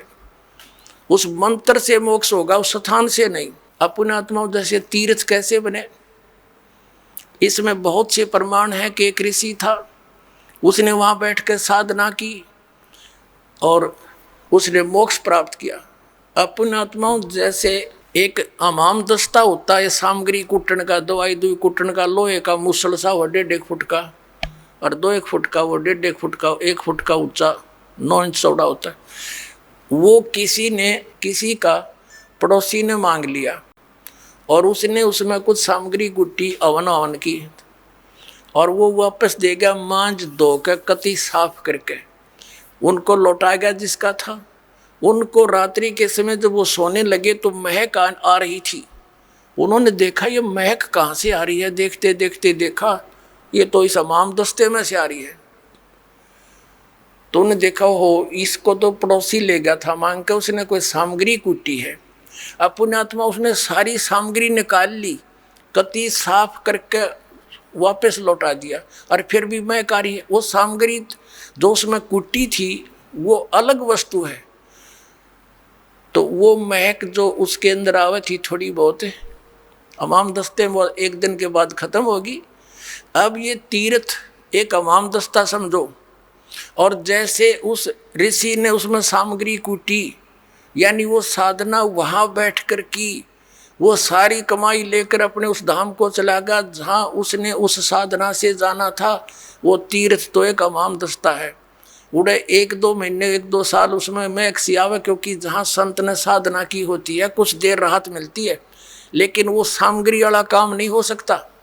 अब जैसे वो इतनी सामग्री कूटनी पड़ेगी उसमें महक अच्छी रोज लेने के लिए, यानी सत्य साधना आप कहीं बैठ कर लो, जैसे उस ऋषि ने की। आप अपने घर पे करोगे, आपके लिए वो तीर्थ आपका घर है, ना कि वो स्थान जहाँ पर किसी अन्य ने साधना की। वहाँ देखने जाने से हमें क्या लाभ होगा? जैसे ये दास पहले नगर नगर में सत्संग करने लगा, तो जहाँ किसी ने सत्संग सुना, उपदेश ले लिया, और वहाँ हम भट्ठी बना करके खीर बनाते, हलवा बनाते, सब्जी बनाते थे। और वहाँ से हम अगले शहर में चले गए और फिर कोई व्यक्ति ये बताने किसी को साथ लेकर जावे कि देखो यहाँ रामपाल का सत्संग हुआ था, यहाँ खीर बनी थी, यहाँ हलवा बना था, यहाँ बैठकर खावे थे। ऐ बुआ ना तो रामपाल वहाँ पर ना वहाँ पर खीर ना हलवा, वो तो सूखी भट्ठी दिखानी है। हलवा और रामपाल जहाँ मिलेगा उड़े माल मिलेगा भाई। इसी प्रकार समझ लो इन तीर्थों और व्रतों को। तो ये सतलोक आश्रम आपके लिए उन सब धामों और तीर्थों का काम करेगा। यहाँ आओ, अपना कल्याण करवाओ। अभी आपने सुने जगत गुरु तत्वदर्शी संत रामपाल जी महाराज के विचार। और आइए अब जानते हैं शारदा द्वारका पीठ तथा ज्योतिर्मठ बद्रीनाथ पीठाधीश्वर शंकराचार्य स्वरूपानंद सरस्वती जी महाराज के विचार। जी, हमने सुना है चारों वेदों वाला ज्ञान ही श्रीमद् भगवत गीता में संक्षिप्त करके कहा गया है। क्या आप इस बात से सहमत हैं और क्यों? ऐसा है कि श्लोक है, सर्वोपनिषदो गावो दुग्धा गोपाल नंदना पार्थो वत्स सुधीर भोक्ता दुग्धम गीता मृतम महत। समस्त उपनिषद गऊ है और उनको दोहने वाले भगवान श्री कृष्ण है, अर्जुन बछड़ा है और गीता अमृत दूध है। महाराज जी, मेरा अगला सवाल ये है कि गीता ज्ञान दाता गीता अध्याय 18 श्लोक 62 में अपने से किसी अन्य परमेश्वर की शरण में जाने को कह रहा है, वो परमेश्वर कौन है? कहाँ पर क्या कहा है? गीता ज्ञान दाता गीता अध्याय 18 श्लोक 62 में। अच्छा, 18 में तो ये है कि ईश्वर सर्वभूतानाम, श्लोक बोल देते हैं, हृदय सेर्जुन तिष्ठति ब्राह्मण सर्वभूतानाम हृदय सेर्जुन तिष्ठति तमेव शरणं गच्छ सर्वभावेन भारत तत्प्रसादात् परम शांतिम स्थानम प्राप्स्यसि शाश्वतम। इस श्लोक का आप उल्लेख कर रही हैं। इसका अर्थ यह है कि ईश्वर सब प्राणियों के हृदय देश में रहता है और उनको उनके कर्मानुसार भ्रमाता है। उस परमात्मा की सर्वभाव से आप शरण में जाइए, उसके प्रसाद से आपको परम शांति और शाश्वत स्थान प्राप्त होगा। ये कहने पर अर्जुन को संतोष नहीं हुआ, तो अर्जुन को भगवान ने बताया कि वो मैं ही हूँ। सर्वधर्मान परित्यज्य मामेकं शरणं व्रज। जी, श्रीमद् भागवत गीता 18 श्लोक 66 में व्रज शब्द है। इसका अर्थ जाना, प्रस्थान करना है, परंतु सर्व अनुवाद कर्ताओं ने व्रज का अर्थ आना किया है। कृपया इसे स्पष्ट करें। ऐसा है, ब्रज घतौ धातु है, तो ब्रज घतौ धातु के इसमें आता है गति अर्थक है। ये गति के 4 अर्थ होते हैं, गति गमन, गति ज्ञान, गति मोक्ष, गति प्राप्ति। तो यहाँ पर जो गत्यर्थक ब्रज धातु है उसके लोट लकार के मध्यम पुरुष के एक वचन में ब्रज बनता है।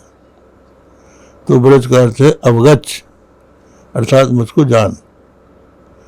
नैनम अविदितो देवो भुनक्ति। ये सिद्धांत है कि जब तक परमात्मा को नहीं जान लेता तब तक परमात्मा उसकी रक्षा नहीं कर सकता। इसलिए तुम उस परमात्मा को जानो। आप जी पुराणों को भी सत्य मानते हैं? मानते हैं। उत्तम और अनुत्तम में क्या अंतर है?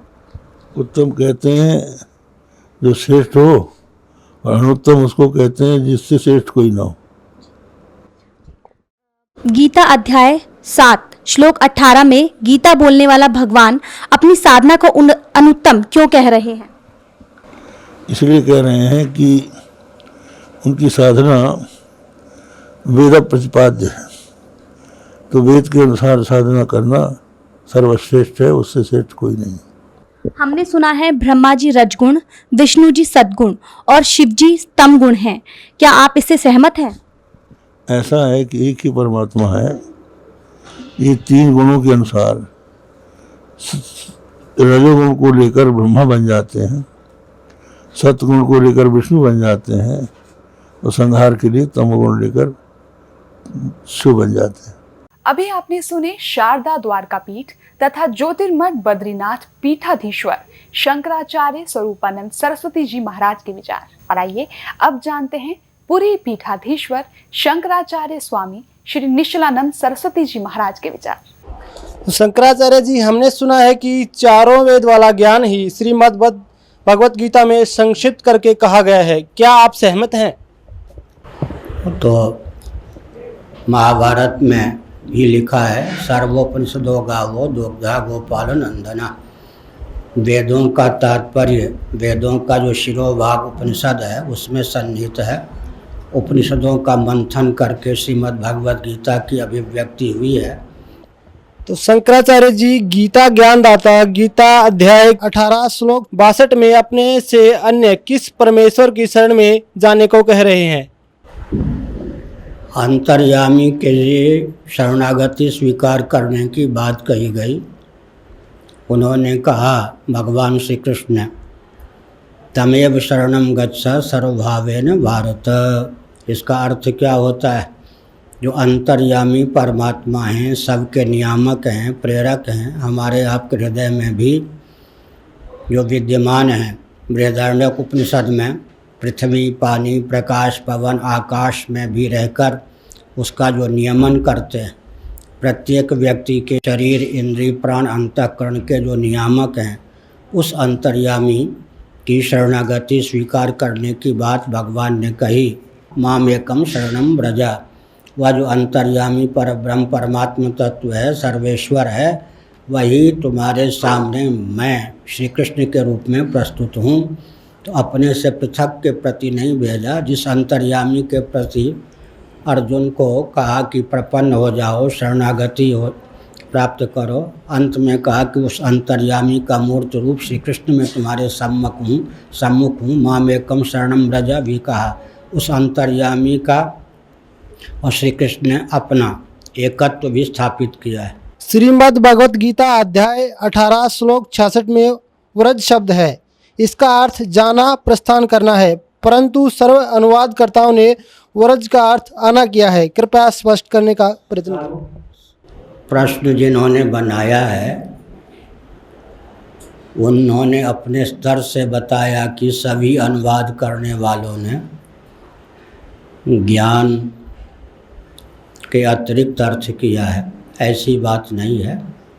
व्रज का अर्थ अवगच्छ, निश्चिन्ह भी होता है, जैसा कि प्रश्नकर्ता ने बताया। तो भगवत पाद शंकराचार्य जैसे मनीषियों ने, धर्म सम्राट स्वामी करपात्री जी महान भाव जैसे मनीषियों ने उसका अर्थ यही किया है कि जैसे जल तरंग अपने को जल रूप समझ ले, घटाकाश अपने आप को महाकाश रूप समझ ले, और जैसे जलचंद्र अपने आप को नवचंद्र समझ ले, उसी प्रकार तुम देहेंद्रीय प्राणांतकरण के अनुरूप अपनी आत्ममान्यता का परित्याग करके ब्रह्मानुरूप अपने आप को समझो, जानो, निश्चिन्ह, अवगच्छ। यह अर्थ भी टीकाकारों ने किया है। भगवत पाद शंकराचार्य और उनके अनुगत महानुभावों ने इसी प्रकार का उपदेश किया है।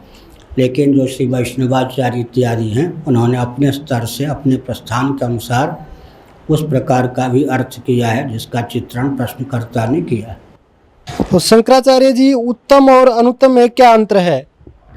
अच्छा, यह गीता में आया है अनुत्तम, मतलब जिसके समान और कोई उत्तम ना हो, उत्कर्ष, उत्कृष्ट का अर्ध्योतक।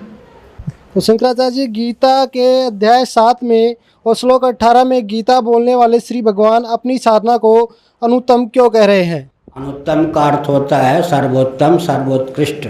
अनुत्तम का अर्थ उत्तम रहित, हीन वहाँ पर नहीं है। वो व्याकरण की दृष्टि से उसका अर्थ मैंने बता दिया। शंकराचार्य जी, हमने सुना है कि ब्रह्मा जी रजोगुण है, विष्णु जी सतगुण और शिव जी तमोगुण है। क्या आप इससे सहमत हैं? तमोगुण, रजोगुण, सतगुण जड़ होता है। क्या ब्रह्मा विष्णु महेश जड़ हैं?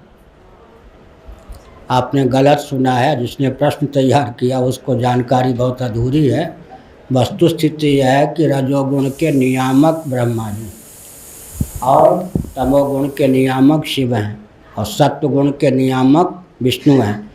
ये तीनों नियामक होने के कारण गुण से अतीत गुणातीत हैं, तत्वतः निर्गुण निराकार।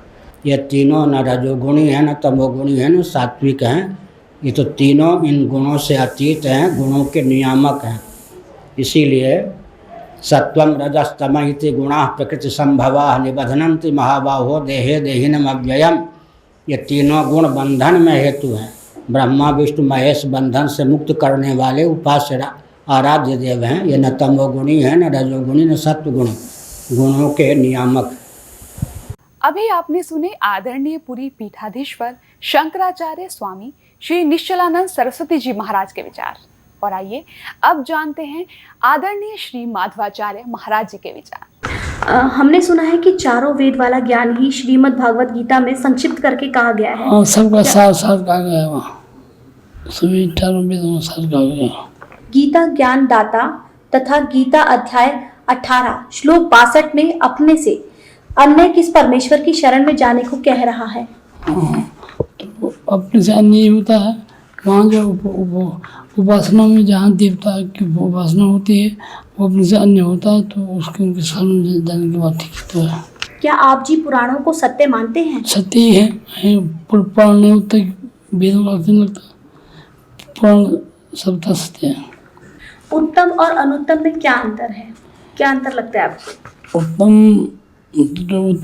है जो श्रेष्ठ है, अनुत्तम जो उससे कम है वो अनुत्तम। गीता जी अध्याय 7 श्लोक 18 में गीता बोलने वाला भगवान अपनी साधना को अनुत्तम क्यों कह रहा है? अपने साधना को अनुत्तम तो नहीं कहा, साधना को अनुत्तम नहीं कहा गया, संत उत्तम ही है।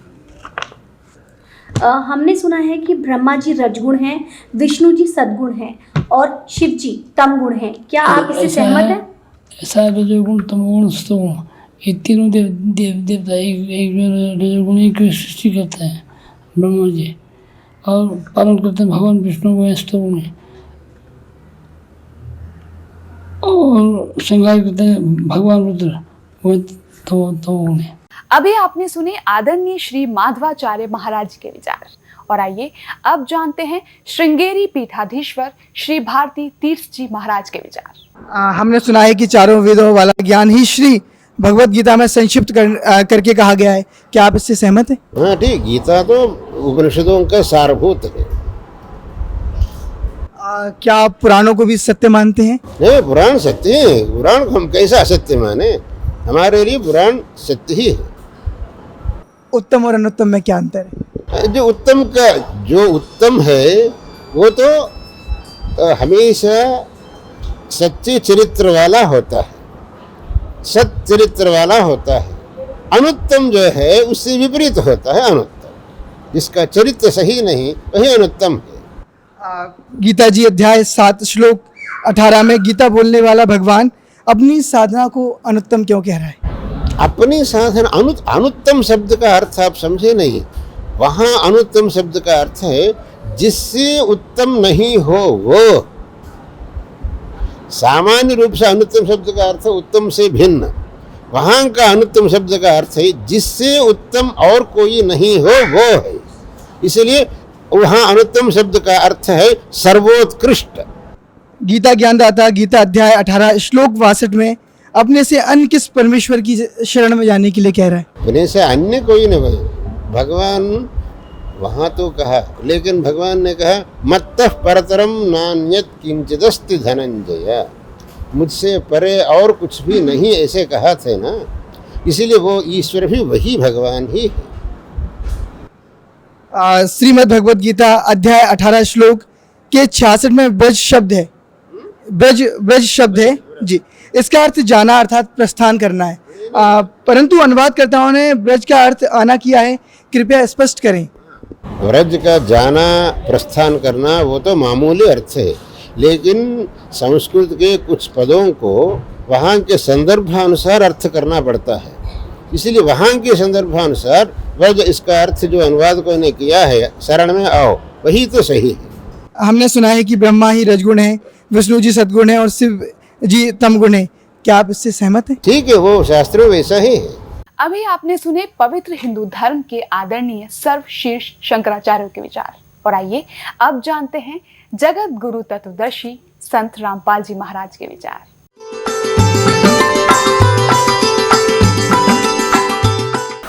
सतगुरुदेव की जय। बंदी छोड़ कबीर परमेश्वर जी की जय। बंदी छोड़ गरीबदास जी महाराज जी की जय। स्वामी राम देवानंद जी गुरु महाराज जी की जय हो। गरीब नमो नमो सतपुरुष को नमस्कार, गुरु की नहीं सुर नर मुनि जन साधुओं संतों सर्वस्दी नहीं। सतगुरु साहेब संत सब दंडोतम प्रणाम, आगे पीछे मज हुए तिनको जा कुर्बान। गीता जी अध्याय नंबर 8 के श्लोक नंबर 1 में अर्जुन ने पूछा कि 7वें अध्याय के 29वें श्लोक में बताया है कि तत्परम को जानकर और सारे दातुम से परिचित, सब कर्मों से परिचित व्यक्ति केवल जरा और मरण से छूटने का प्रयत्न करता। जरा माने वृद्ध अवस्था और मरण माने मृत्यु। तो 8वें अध्याय के प्रथम मंत्र में पूछा वो किम तत्परम। ये देखिएगा, ये है श्रीमद् भगवद गीता अध्याय नंबर 7 और श्लोक नंबर 29, ये 29। यहाँ इसकी केवल संस्कृत है, आगे इसका अनुवाद है। जरा मरण मोक्षाय, जरा माने बुढ़ापा, मरण माने मृत्यु, मोक्ष माने छुटकारा पाने के अर्थ।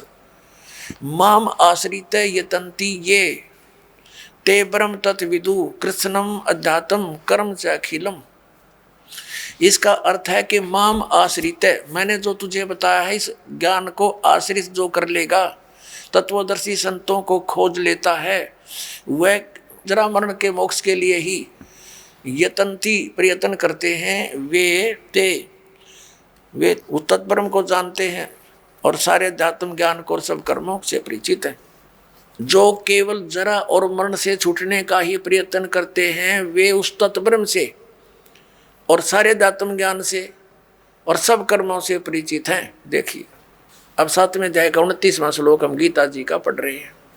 जो मेरे आश्रित माने शरण होकर जरा और मरण, जरा माने वृद्ध अवस्था, मरण माने मृत्यु से छूटने के लिए यत्न करते हैं, वे उस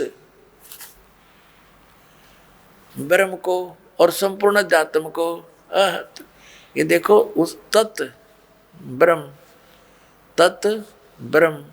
उस ब्रह्म को, संपूर्ण अध्यात्म को और संपूर्ण कर्मों को जानते हैं। यहाँ 8वां अध्याय प्रारंभ होता है। इसका प्रथम श्लोक है 8वें अध्याय का। इसमें पूछा है किम तत्ब्रह्म, आपने जिस इस तत्ब्रह्म के बारे में कहा है कि तत् ब्रह्म को, उस ब्रह्म को और संपूर्ण अध्यात्म को, संपूर्ण कर्मों को जानते हैं। यहाँ पूछा 8वें अध्याय के प्रथम श्लोक में किम तत्ब्रह्म और किम अध्यात्म, किम कर्म पुरुषोत्तम, किम अधिभूत च किम प्रोक्तम अधिदेवम किम उच्यते। इसका उत्तर 8वें अध्याय का प्रथम मंत्र है। वह ब्रह्म क्या है, ये प्रश्न किया है अर्जुन ने। इसका उत्तर दिया है 8वें अध्याय के 3रे श्लोक में। ये 8वें अध्याय का ये 3रा श्लोक है। वह परम अक्षर ब्रह्म है, परम अक्षर ब्रह्म है। 3रे श्लोक में उत्तर दिया। अपने आत्माओं, अब हम आते हैं गीता जी अध्याय नंबर 15 के श्लोक नंबर 16 और 17 पे। इससे सारा कंसेप्ट जो दास करना चाहा था क्लियर हो जाएगा। ये देखिएगा 15वें अध्याय का ये गीता अध्याय नंबर 15 और यहाँ ये 16वां श्लोक है। इसमें 2 पुरुष बताए हैं, दिव्यम द्वौ इमौ पुरुषौ, 2 पुरुष, 2 प्रभु, 2 स्वामी, एक सर और एक अक्षर। इसको सर पुरुष कहो। इस दोनों पुरुषों को यहाँ लगा सकते हैं, सर पुरुष और अक्षर पुरुष। और यहाँ इनका अनुवाद, इनका अनुवाद देखते हैं। इस संसार में नासवान और अविनाशी भी ये 2 प्रकार के पुरुष माने प्रभु, पुरुष माने स्वामी, भगवान कहे हैं। और सब प्राणियों के शरीर नासवान है और जीवात्मा अविनाशी कहा जाता है। इसका भावार्थ ये है कि एक सरपुरुष तो ये ब्रह्म है, अक्षर पुरुष ये परब्रह्म है, सरपुरुष जो है ये ब्रह्म 21 ब्रह्मांड का स्वामी है। और अक्षर पुरुष ये 7 संघ ब्रह्मांड का स्वामी है। ये दोनों भी और इनके अंतर्गत जितने प्राणी हैं सब नाशवान है, लेकिन जीवात्मा तो किसी की भी नहीं मरती, वो तो विषय ही अलग है। अब ये स्पष्ट कर दिया, ये तो दोनों नाशवान है, सरपुरुष भी और अक्षर पुरुष भी। भले ही अक्षर माने अविनाशी होता है, लेकिन इसकी बहुत ज़्यादा लंबी आयु है, जिस कारण से इसको अक्षर कह रहे हैं, लेकिन ये वास्तव में अविनाशी नहीं है। इसका कंसेप्ट 15वें अध्याय के 17वें श्लोक में स्पष्ट कर दिया कि उत्तम पुरुष तू अन्य और परमात्मा इति उदाहरते। देखना 15वें अध्याय का हमने 16वां पढ़ लिया, 17वां पढ़ेंगे।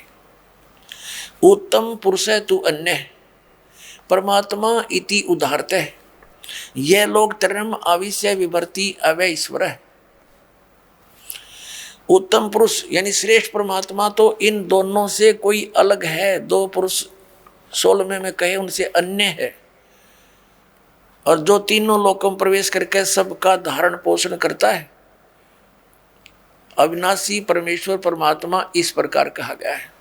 ये उल्टा लटका हुआ संसार रूपी वृक्ष है, और इसके ऊपर न जड़, नीचे को तीनों गुण रूपी शाखा है। तो जड़ से ही पूरे वृक्ष को आहार मिलता है। तीनों लोकों में प्रवेश करके सबका धारण पोषण ये मूल रूपी परमात्मा परम अक्षर ब्रह्म ही सब संसार का धारण पोषण करता है। ये संसार रूपी वृक्ष है। संसार रूपी वृक्ष की जो मूल है परम अक्षर ब्रह्म, ये देखो श्रीमद् भगवद गीता अध्याय नंबर हम 15 का और श्लोक नंबर हम ये 17वां पढ़ रहे हैं। उत्तम पुरुष तू अन्य परमात्मा इति उदाहरते। उत्तम पुरुष यानी श्रेष्ठ परमात्मा प्रभु तो कोई और है, इन ऊपर वाले से दोनों 16 वर्णित से अलग है, और उसी को परमात्मा कहा जाता है। यह लोग तरम आविष्य विभर्ति, जो तीनों लोकों में प्रवेश करके सबका धारण पोषण करता है, वो वास्तव में अविनाशी भगवान है, वो अविनाशी परमात्मा। ये देखिए उत्तम पुरुष यानी पुरुषोत्तम सही भगवान तो कोई और ही है, जो तीनों लोकों प्रवेश करके और सबका धारण पोषण करता, वो है अविनाशी परमात्मा। वास्तव में अपने आत्मा जो दास निष्कर्ष निकालना चाह रहा है, अब निकल रहा है। गीता जी ने स्पष्ट कर दिया कि गीता ज्ञानदाता ब्रह्म है, उसका एक ओम अक्षर है, उसकी साधना करने वाला ब्रह्मलोक में जाता है। ब्रह्मलोक में गए हुए प्राणी फिर जन्म मृत्यु में आते हैं, ये सथाई मोक्ष नहीं। अब गीता ज्ञानदाता 18वें अध्याय के 62वें श्लोक में और गीता अध्याय नंबर 15 के 1 से 4 में और 18वें अध्याय के 62 और 66 में, इन श्लोकों में ये स्पष्ट कर रहा कि उस परमेश्वर की भक्ति करनी चाहिए, उस परम अक्षर ब्रह्म की, जो 8वें अध्याय के 3रे श्लोक में जिसके विषय में कहा, उसकी भक्ति करनी चाहिए। उसकी साधना करने से प्राणी कभी लौटकर संसार में नहीं आता, परमेश्वर के उस परम पद की प्राप्ति हो जाती है। और गीता जी अध्याय नंबर 18 के श्लोक नंबर 62 में कहा कि तू सर्वभाव से उस परमेश्वर की शरण में जा, उसकी कृपा से तू परम शांति को और सनातन परम धाम को प्राप्त होगा, यानी फिर कभी जन्म मृत्यु नहीं होगी। अपनी इसने स्पष्ट कर दी, तेरी और मेरी जन्म मृत्यु सदा बनी रहेगी। अपने आत्मा जब तक ये ग्रंथ रूबरू नहीं हो जाते तब तक हमें विश्वास नहीं होता, क्योंकि हम दूध के जले हुए और छाछ को भी फूंक मार कर पीते हैं। तो दास चाहता कि आपको इतना दृढ़ कर दूं कि आप सदग्रंथों को देखकर बिल्कुल पक्के हो जाओ और फिर त्याग दोगे उन नकली गुरुओं, आचार्यों और शंकराचार्यों को, और अपना कल्याण कराओगे। अब देखिएगा श्रीमद् भगवद गीता अध्याय नंबर 8 के श्लोक नंबर 3 में स्पष्ट हो गया कि वो परम अक्षर ब्रह्म है। श्रीमद् भगवद गीता अध्याय नंबर 15 के श्लोक नंबर 1 से 4 और 16-17 में स्पष्ट हो गया। अक्षर पुरुष उसका तना है, सरपुरुष डार है, तीनों गुण रजगुण ब्रह्मा सतगुण विष्णु तम गुण शिव जी, ये संसार रूपी वृक्ष की शाखा है। और ये भी स्पष्ट हो गया कि सबका धारण पोषण करने वाला वास्तव में विनाशी परमात्मा परम अक्षर पुरुष है, परम अक्षर ब्रह्म है। अब गीता अध्याय नंबर 8 के श्लोक नंबर 5 में और 7 में गीता ज्ञानदाता अपनी साधना के लिए कहता है मेरी भक्ति कर। उसके लिए मंत्र इसने बता दिया 8वें अध्याय के 13वें श्लोक में कि मेरा एक ओम अक्षर है, नथिंग एल्स, और मेरी भक्ति करनी है तो ओम अक्षर है तो मुझे प्राप्त होगा, लेकिन युद्ध करना पड़ेगा। और परम अक्षर ब्रह्म की शरण में जाना है, उसकी भक्ति करनी है, तो उसका मंत्र बता दिया 17वें अध्याय के 23वें श्लोक में ओम तत्सत इति निर्देश है ब्रह्मण त्रिविध समर्थ है। ब्रह्मणे माने उस परम अक्षर ब्रह्म के पाने की उसकी भक्ति का केवल ओम तत्सत इन 3 मंत्र के जाप का सिमरण करने का 3 प्रकार से सिमरण करने का आदेश है, निर्देश। निर्देश माने फाइनल फैसला, नथिंग एल्स। तो उसकी साधना करने से तो वो 8 में जाके 8, 9, 10 श्लोक में कहा कि उसकी भक्ति करेगा तो उस परमात्मा को, परम अक्षर ब्रह्म को प्राप्त होगा। उसकी साधना करने से वहां प्राणी चला जाता, जहाँ जाने के बाद फिर लौटकर संसार में नहीं आते। और ये हमारे आचार्य शंकराचार्य तत्व ज्ञानहीन प्राणी मंडलेश्वर ये कहते हैं हमारे धर्मगुरु कि श्री कृष्ण जी अपने बारे में कह रहे। हर इसमें कंसेप्ट क्लियर कर रखा है, 2 परमात्मा नारे नारे 3 बोले हैं, 3 बताए हैं, लेकिन 2 का ही अधिक रोल है क्योंकि हम सरपुरुष के लोक में रहते हैं और परम अक्षर ब्रह्म के लोक में हमने जाना है। उसकी साधना है, लेकिन बीच में एक थोड़ा सा इंटरफेरेंस है इसकी अक्षर पुरुष के, इसके साथ संग ब्रह्मंडों से हमने पार कर होना है। उसके लिए इसका ये ओम तो ये सीधा ही मंत्र है ब्रह्म का, तत् ये सांकेतिक है अक्षर पुरुष का, और सत भी सांकेतिक है परम अक्षर पुरुष परम अक्षर ब्रह्म का। तो इन 3 मंत्रों के साधना से हम यहाँ से पूर्ण मोक्ष प्राप्त करके उस लोक में चले जाएंगे जहाँ जाने के बाद साधक फिर कभी लौट कर नहीं आता। तो ये इस पूरी श्रीमद् भगवद गीता का निष्कर्ष आपके सामने। आप थोड़ा संकेत दिखा और देता हूँ, देखिएगा। श्रीमद् भगवद गीता अध्याय नंबर 8 का हमने यहाँ तक पढ़ लिया था कि वो परम अक्षर ब्रह्म है। ये 3रे श्लोक में वह परम अक्षर ब्रह्म है जो गीता ज्ञान दाता से अन्य है।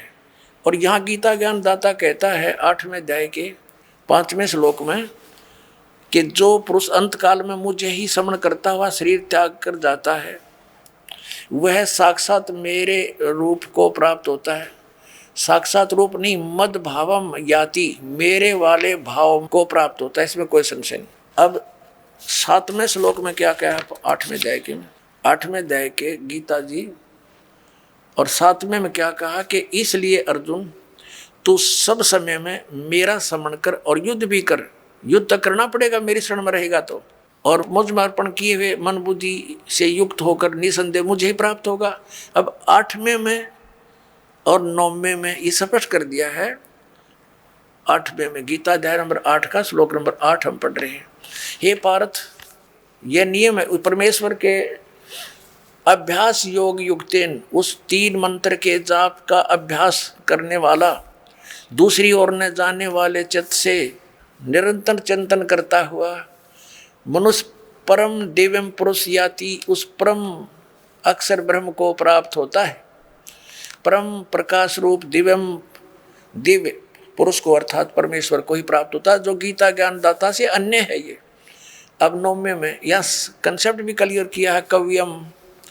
अब यहाँ इसको नहीं छेड़ेंगे, हम स्पष्ट यही पढ़ेंगे। जो पुरुष सर्वज्ञ अनादि सबके नियंता यानी सबका मालिक, सूक्ष्म से अति सूक्ष्म सबका धारण पोषण करने वाला, अचिंत रूप, सूर्य के सदृश नित्य चेतन प्रकाश रूप यानी सूर्य की तरह तेजों में शरीर युक्त साकार, स्पष्ट है इसमें, अविद्या से अति परे सच्चिदानंद घन परमेश्वर का स्मरण करता है, उस परम अक्षर ब्रह्म का स्मरण करता है। अब 9वां आपने पढ़ दिया, 8वें अध्याय का अब 10वां पढ़ते हैं। वह भक्ति युक्त पुरुष यानी 3 मंत्र के जाप करने वाला, जिसमें एक ओम है, 2 तत् और सत सांकेतिक है।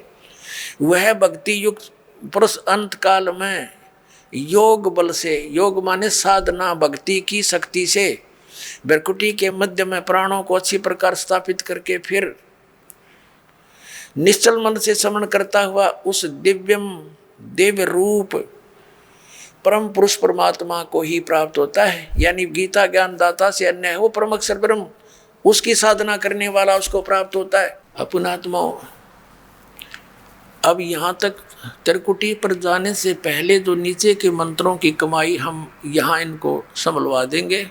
अब आगे जब त्रिकुटी पर पहुँचे हम, हमारे पास ये 2 अक्षर का जो मंत्र है सतनाम, इसमें एक ओम मंत्र है। ये ओम मंत्र की कमाई ब्रह्म की है और इसकी कमाई हम इस काल को छोड़ देंगे, ब्रह्म को छोड़ देंगे।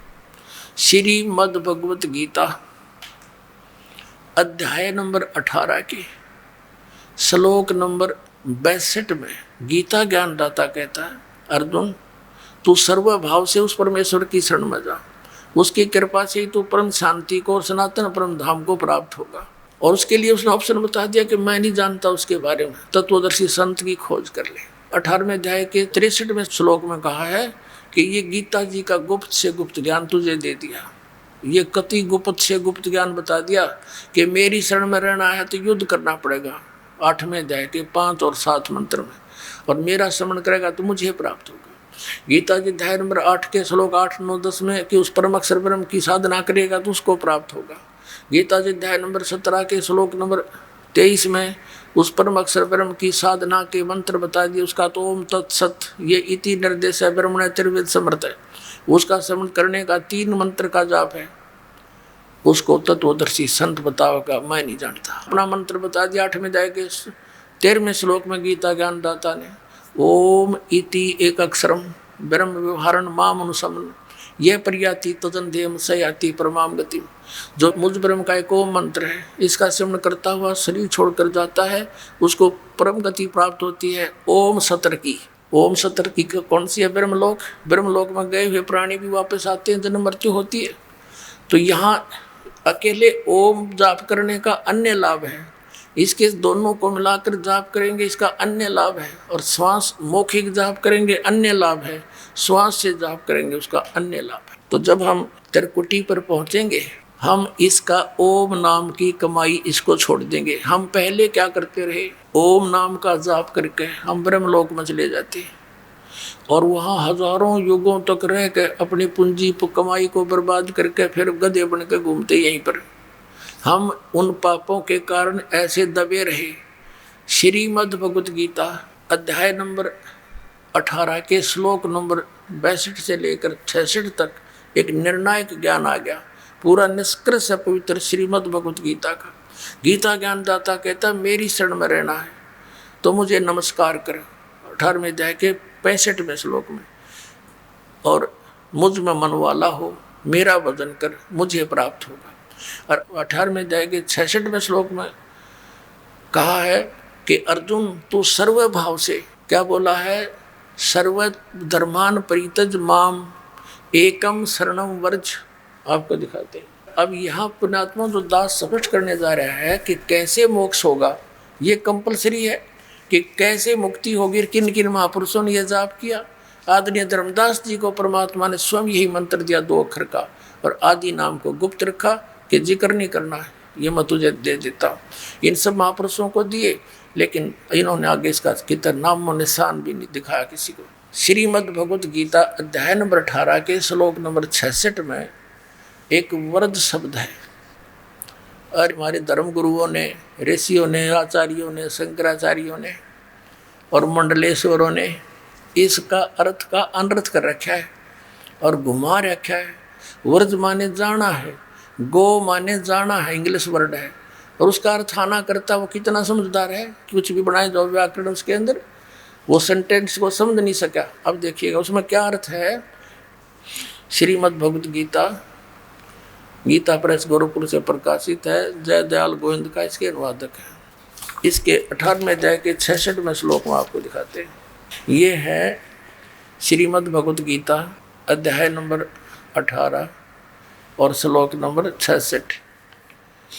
इसमें क्या लिखा, सर्वधर्मान प्रीतज माम प्रीतज्य माम एकम शरणम व्रज अहम तवा सर्व पापे भ्या मोक्षामि मां शुच। इन्होंने क्या कहा, संपूर्ण धर्मों का अर्थात पूर्ण कर्तव्य कर्मों का मुझ में त्याग कर, धर्मों को मुझ में त्याग कर तू केवल एक मुझ माम का अर्थ के लिखा है मुझ सर्वशक्ति शक्तिमान सर्वाधार परमेश्वर की शरण में।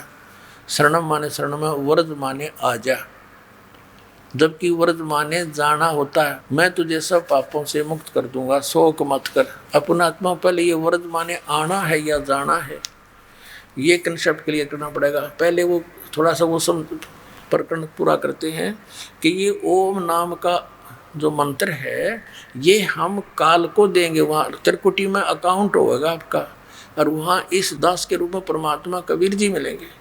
आप दौड़े दौड़े जाओगे अपने गुरु जी के पास, तो आपको लेकर के परमात्मा धर्मराज के पास जाओगा। अकेले भाई हमारा हिसाब कर इसका हिसाब, ये ओम नाम का जो जाप है तुम्हारा पकड़ो, बाकी छोड़ो हमारा। तो जो दूसरा मंत्र है ओम के साथ 2 अक्षर में, तो वो परब्रह्म का जाप अक्षर पुरुष का, उसके 21 ब्रह्मांड से 7 संग ब्रह्मांडों से पार होना। अब देखिएगा एक ब्रह्मांड का चित्र, ये एक ब्रह्मांड का लघु चित्र है, ये एक एलिप्टिकल जो शेप है ये ब्रह्मांड का चित्र है। अब इसके अंदर क्या है, ये नीचे के साथ ये अतल वितल आदि है, इसमें ये पृथ्वी लोक है, ये शिव का लोक है, ब्रह्मा का लोक जी का लोक है, शिव जी विष्णु जी का लोक, और इसके बाद फिर ये धर्मराज का लोक है, ये कोमन स्वर्ग है, इंद्र का लोक जिसे कहते हैं, और ये है वो ब्रह्मलोक, ये है वो ब्रह्मलोक। और यहाँ पर ये गुप्त रहता है, ये काल, इसने 3 स्थान बना रखे अलग से गुप्त, और यहाँ ये अपनी पत्नी दुर्गा को साथ रख के 3 स्थानों में अलग अलग रहकर 3 पुत्रों की उत्पत्ति करता है। अब हमने जो प्रसंग लेना है वो ये देखना, ये तो एक ब्रह्मांड है और ऐसे ऐसे काल के 21 ब्रह्मांड हैं, 21 ब्रह्मांड है। तो अब ये देखिएगा, ये है ज्योत निरंजन के 21 ब्रह्मांड, ये सारा चित्र ये देखिएगा। इसमें क्या करा है इसने, ये जो एक गेंद सी दिखाई देती है ये समझो ये एक ब्रह्मांड है। अब ये ब्रह्मांड है, अब इसको ऐसे ऐसे 5 ब्रह्मांडों का एक ग्रुप बना दिया इसने, एक महाब्रह्मांड कहते हैं इसको, महाब्रह्मांड है। तो ऐसे 4 महाब्रह्मांड में इसने 20 ब्रह्मांडों को रोक रखा है, ये अलग अलग अपना चक्कर काटते रहते हैं और ये स्वयं भी अलग अलग घूमते रहते हैं, इनके अंदर के लोक भी घूमते रहते हैं। तो फिर ये एक लोक ये अलग से और गुप्त है इसका, यहाँ इसने एक नकली सतलोक, नकली अलकलोक, नकली अगमलोक, नकली अकय अनामी लोक की रचना कर रखी है। और इसी प्रकार प्रत्येक ब्रह्मांड में भी इसने, ये एक ब्रह्मांड में, वो तो इसके 21वां ब्रह्मांड है, ये 20 एक ब्रह्मांड में ये देखना ब्रह्मलोक में इसने महाइंद्र का द्वीप, फिर नकली सतलोक, नकली अलकलोक, नकली अगमलोक, नकली अनामी लोक की रचना करवा रखी है अपनी दुर्गा से, माया से, शक्ति से जीवों को धोखा देने के लिए। अब ये 21 ब्रह्मांड हैं काल के, और ये रास्ता है, ये इसमें से रास्ता है बाहर जाने का। अब देखो ये एक ब्रह्मांड है, अभी तक जो 10 द्वार बताते हैं वो 10वां द्वार जो है ये है 10वां द्वार एक ब्रह्मांड का, यानी इस अब यहाँ ये इससे पार हो जाएगा ना आदमी, जब उसका 10वां द्वार पार माना जाएगा, इससे बाहर हो जाएगा। उसके बाद फिर ये यहाँ आएगा, 10वां द्वार यहाँ पार होएगा, तो ये वो कम प्लेस है, इससे निकलकर वो यहाँ धक्के खाता रहता है इस खाली स्थान पर, इधर का चारों तरफ शून्य है। अब ये 12वां द्वार के जाकर हमारा मोक्ष होगा। अब देखना ऐसे, ये कंप्लीट एक चित्र है असंग ब्रह्मांड का। अब देखना ये समझो 21 ब्रह्मांड तो काल के आगे, ये 21 ब्रह्मांड काल के, ठीक है, ये वही गेंद सी, और ये 7 संख ब्रह्मांड हैं परब्रह्म के, यानी अक्षर पुरुष के, ये वाले ये 7 संख ब्रह्मांड हैं उस काल के असंग ब्रह्मांड, यानी 7 संख ब्रह्मांड। और ये पूरा ऑल आर कंट्रोलर है कबीर परमात्मा असंख्य ब्रह्मांड का, इन असंख्य ये ब्रह्मांड है, ये असंख्य ब्रह्मांड इनका, और साथ में 21 ब्रह्मांड इनका, 7 संख्य ब्रह्मांड इनका। ऊपर कुल का मालिक ये कबीर साहब है, ये परमात्मा इसके सबसे ऊपर तीसरे मुक्ति धाम में यहाँ विराजमान है। अब यहाँ देखिएगा, जैसे एक ब्रह्मांड के अंदर ये 21 ब्रह्मांड का चित्र देखिएगा यहाँ पर। अब 10वां द्वार तो एक ब्रह्मांड में ही रह लेता है, इससे बाहर नहीं जाता, यूँ एक ब्रह्मांड से में ही रह लेता है। अब परमात्मा के उस मंत्र से बाहर निकलेंगे हम। अब ये 21 ब्रह्मांड है। अब यहाँ से जैसे 11वां ये है वो 11वां द्वार, 10वां तो एक ब्रह्मांड के अंदर है, और यहाँ से निकलकर ये प्राणी ये 11वां द्वार है। अब इसको देखेंगे, यहाँ आइएगा, और फिर 11वां द्वार पार करके हम इसमें 7 संग ब्रह्मांड जो इसके हैं परब्रह्म के, उसमें प्रवेश कराएंगे। और फिर ये 12वां द्वार है जो सतलोक में जाकर खुलेगा, यानी इस परब्रह्म के 7 संग ब्रह्मांडों को पार करके फिर 12वां द्वार पार करके हम सतलोक में जावांगे। ये 10वां द्वार पर गाटा जोड़ रखा।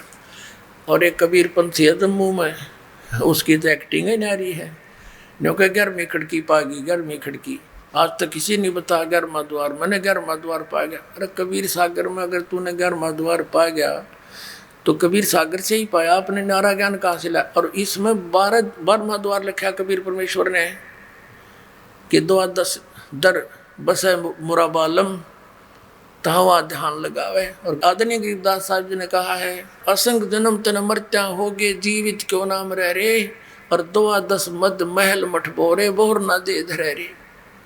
वो 12वें द्वार को पार करके वहाँ पर वो परमात्मा है, जहाँ जाने के बाद फिर दोबारा दे नहीं धरता, दोबारा जन्म मृत्यु नहीं होता। और उसके लिए सतनाम, इस सच्चे नाम का 2 अक्षर के नाम के जाप से जाएगा। अब हम फिर आते हैं उसी प्रसंग पर। ओम मंत्र का जाप दे देंगे इस काल को। इसने कहा है कि सर्व धर्मान प्रीतज माम, इसका अर्थ ये बनता है 18वें अध्याय के 66वें श्लोक का कि मेरे सतर के ओम नाम का और ये यज्ञ तुम करते हो, हवन यज्ञ आदि, ये सब धार्मिक अनुष्ठानों की कमाई मुझको दे दे। फिर तू उस सर्वशक्तिमान, उस एकम जिसके बराबर दूसरा ना हो, उसकी शरण में जा। और ये कहते मेरी शरण में आ। दूसरे अध्याय के 7वें श्लोक में अर्जुन कहता है कि मैं आपकी शरण में हूँ। इसकी शरण में तो पहले ही था, और मेरी वो दीप काम नहीं करती, मेरे हित में जो हो तो आप बताओ, मैं तो आपकी शरण हूँ। और फिर इन्हों का मेरी शरण में आ जा, ये तो वर्तमाने जाना होता है। अभी दिखाते हैं आप, ये देखिएगा एक शब्द कोश दिखाते हैं। ये है संस्कृत हिंदी कोश, इसका वामन शिवराम आपटे इसका संग्रह करता है। ये मोतीलाल बनारसी दास पब्लिशर्स प्राइवेट लिमिटेड दिल्ली से प्रकाशित है। इसके 993 पृष्ठ पर आपको ले चलते हैं। यहाँ क्या लिखा, व्रज शब्द है, व्रज। व्रज माने जाना चलना, प्रगति करना, विदा होना, जाना चलना। स्पष्ट हुआ, व्रज माने जाना होता, आना नहीं हो सकता। अब गीता प्रेस गोरखपुर वाले किताब ने देख ली, व्रज माने आ जा, मेरी शरण में आ जा। अब दिखाता हूँ आपको आसाराम जी महाराज के द्वारा प्रकाशित श्रीमद् भगवद गीता, संत श्री आसाराम आश्रम अहमदाबाद। ये देखिएगा, संत श्री आसाराम जी आश्रम, इनका ओम तो आगे कोई ब्योत नहीं। श्री योग वेदांत सेवा समिति, संत श्री आसाराम जी आश्रम, संत आसाराम जी बापू आश्रम मार्ग अहमदाबाद, आश्रम रोड जहांगीरपुर, ये इनका सेक्शन। अब इसमें देखिएगा, ये 18वें अध्याय का 18वां अध्याय संग मोक्ष संन्यास योग, 66वां श्लोक। सर्वधर्मान प्रीतज माम एकम शरणम व्रज। संपूर्ण धर्मों को अर्थात संपूर्ण कर्तव्य कर्मों को मुझ में त्याग कर तू केवल मुझ सर्वशक्तिमान सर्वाधार परमेश्वर की शरण में आ जा। ठीक है। अब नंबर 2 ये दिखाते हैं सतपाल अंशादेश वालों के द्वारा अनुवाद। ये कहाँ से छपा है, श्रीमद् भगवद गीता। जय गुरुदेव, जय गुरुदेव, वंदे विष्णु श्री कृष्ण वंदे जगत गुरु। श्रीमद् भगवद गीता, अनुवादक हैं ब्रह्मलीन महात्मा सत्यानंद, महात्मा सर्वज्ञानंद, आदि संपादक अंशादेश, प्रकाशक मानव उत्थान सेवा समिति 2/12 पंजाबी बाग नई दिल्ली। और ये मुद्रक है Rajeshwari photo setters private limited Delhi. और इसका ये देखिएगा, ये सतपाल जी महाराज हैं, श्री सतपाल जी महाराज। ये इसके ये देखना, ये इनको मान्य है ये अनुवाद, ये 18 अध्याय। और यहाँ का रखा है इन्होंने, ये 61, 62, 63 तक यहाँ है, 64 से लेकर और 66 तक। सर्वधर्मान प्रीतज माम एकम शरणम व्रज, इसका अनुवाद इन्होंने यहाँ किया है कि सर्व धर्मों के कर्मों को छोड़कर केवल मेरी शरण में आ। नंबर 2। अब आपको दिखाते हैं तीसरा, सुधांशु जी महाराज। ये सुधांशु जी महाराज, इन्होंने ये कहाँ से छपी है? प्रकाशक हैं विश्व जागृति प्रकाशन ओंकारेश्वर महादेव मंदिर, जी ब्लॉक, मानसरोवर गार्डन, दिल्ली। मुद्रक हैं इंटर इंडिया पब्लिकेशंस, D17 राजा गार्डन, नई दिल्ली। ऐसे ऐसे ये यहाँ पर। अब इसके हम 18वें श्लोक को दिखाते हैं आपको। ये 18वां अध्याय मोक्ष संन्यास योग, 66वां 18वां अध्याय का 66वां श्लोक। सर्वधर्मान परित्यज माम एकम शरणम व्रज, संपूर्ण धर्मों का आश्रय छोड़कर तू केवल मेरी शरण में आ जा। ठीक है। 3। अब चौथा दिखाते हैं आपको। अब देखिएगा एक पूरा जो कितना बड़ा, इसका अनुवाद देखकर हैरान हो जाओगे। तो साधक संजीवनी नामक है इसका टीका, श्रीमद् भगवद गीता का टीका श्री राम सुखदास जी ने किया है। श्रीमद् भगवद गीता स्वामी राम सुखदास जी प्रकाशक हैं। वे मुद्रक के गीता प्रेस, गोरखपुर, गोविंद भवन कार्यालय, कोलकाता का संस्थान। ये इनके फॉक्स और फोन नंबर है। इसने तो कमाल कर रखा है। देखियो, ये देखो 18वें अध्याय का 66वां श्लोक। ये है 66वां श्लोक। सर्वधर्मान परित्यज माम एकम शरणम व्रज, अहम तवा सर्व पापेभ्यः मोक्षामि मा शुच। यहाँ क्या अनुवाद किया इन्होंने, देखिए। संपूर्ण धर्मों का आश्रय छोड़कर तू केवल एक मेरी शरण में आ जा। ठीक है। और इस अज्ञान को और अधिक अज्ञान बनाने के लिए कितने कागज बांध रखे इसने। अब देखो 1200 से शुरू होता है ये 18वें अध्याय का 66वां श्लोक। और आओ दिखाएं आपको और तरह ये 1200 से लेकर 1217 तक, ये 1217 पृष्ठ तक। और कति छोटी छोटी लिखाई है 18वें अध्याय के 66वें श्लोक का। एंड बैंड लिखते लिखते 17 पृष्ठ भर दिए न, और कख नहीं इसके अंदर। और कितनी छोटी लिखाई है, जैसे समाचार पत्रां की वाकर। और इसे 17 पृष्ठ ठोक रखे। एक 2 अक्षर की बात थी, वर्धमाने जाना होता है। इन अज्ञानियों ने, ज्ञान तो था नहीं, और उवाबाई बक डाली इसके अंदर, अज्ञान बना दिया। अब देखो दिखाते हैं आपको। सर्वपल्ली डॉक्टर राधा कृष्णन, इनके विषय बताया कि ये बड़े महापुरुष, इन जैसा तो कोई भगवत गीता की व्याख्या तथा प्रत्येक श्लोक सरल करके आधुनिक भाषा सर्वश्रेष्ठ दार्शनिक डॉक्टर राधा कृष्णन ने कुछ इस ढंग से प्रस्तुत किया है। श्रीमद् भगवद गीता और हिंद पॉकेट बुक से ये छपी है। ये मुद्रक है, लेजर मुद्रक है doctor security press private limited, इतना। अब देखो इन्होंने भी क्या कर रखा है। 18वें अध्याय का 66वां श्लोक। सर्वधर्मान परित्यज माम एकम शरणम व्रज, सर्व कर्तव्यों को छोड़कर तू केवल मेरी शरण में आ जा।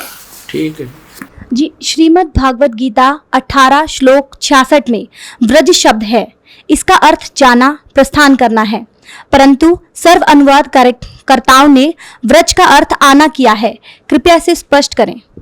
ऐसा है, ब्रज घतौ धातु है, तो ब्रज घतौ धातु के इसमें आता है गति अर्थक है। ये गति के 4 अर्थ होते हैं, गति गमन, गति ज्ञान, गति मोक्ष, गति प्राप्ति।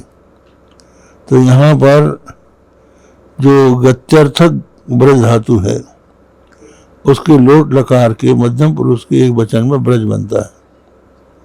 तो ब्रज का अर्थ है अवगच्छ, अर्थात मुझको जान।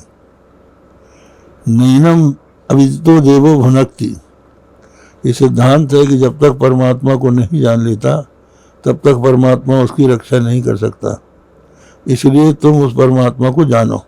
श्रीमद् भगवत गीता अध्याय 18 श्लोक 66 में व्रज शब्द है।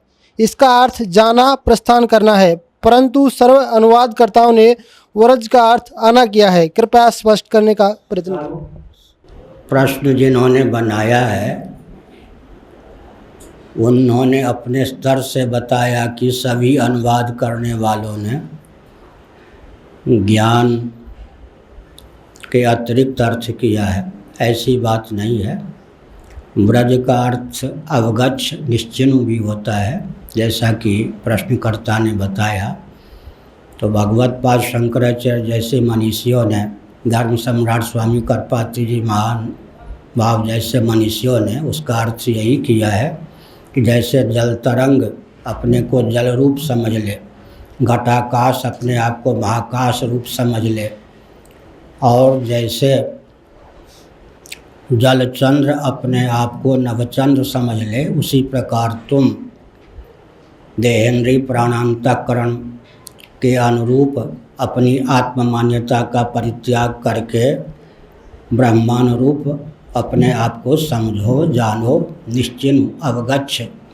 यह अर्थ भी टीकाकारों ने किया है। भगवत पाद शंकराचार्य और उनके अनुगत महान भावों ने इसी प्रकार का उपदेश किया है।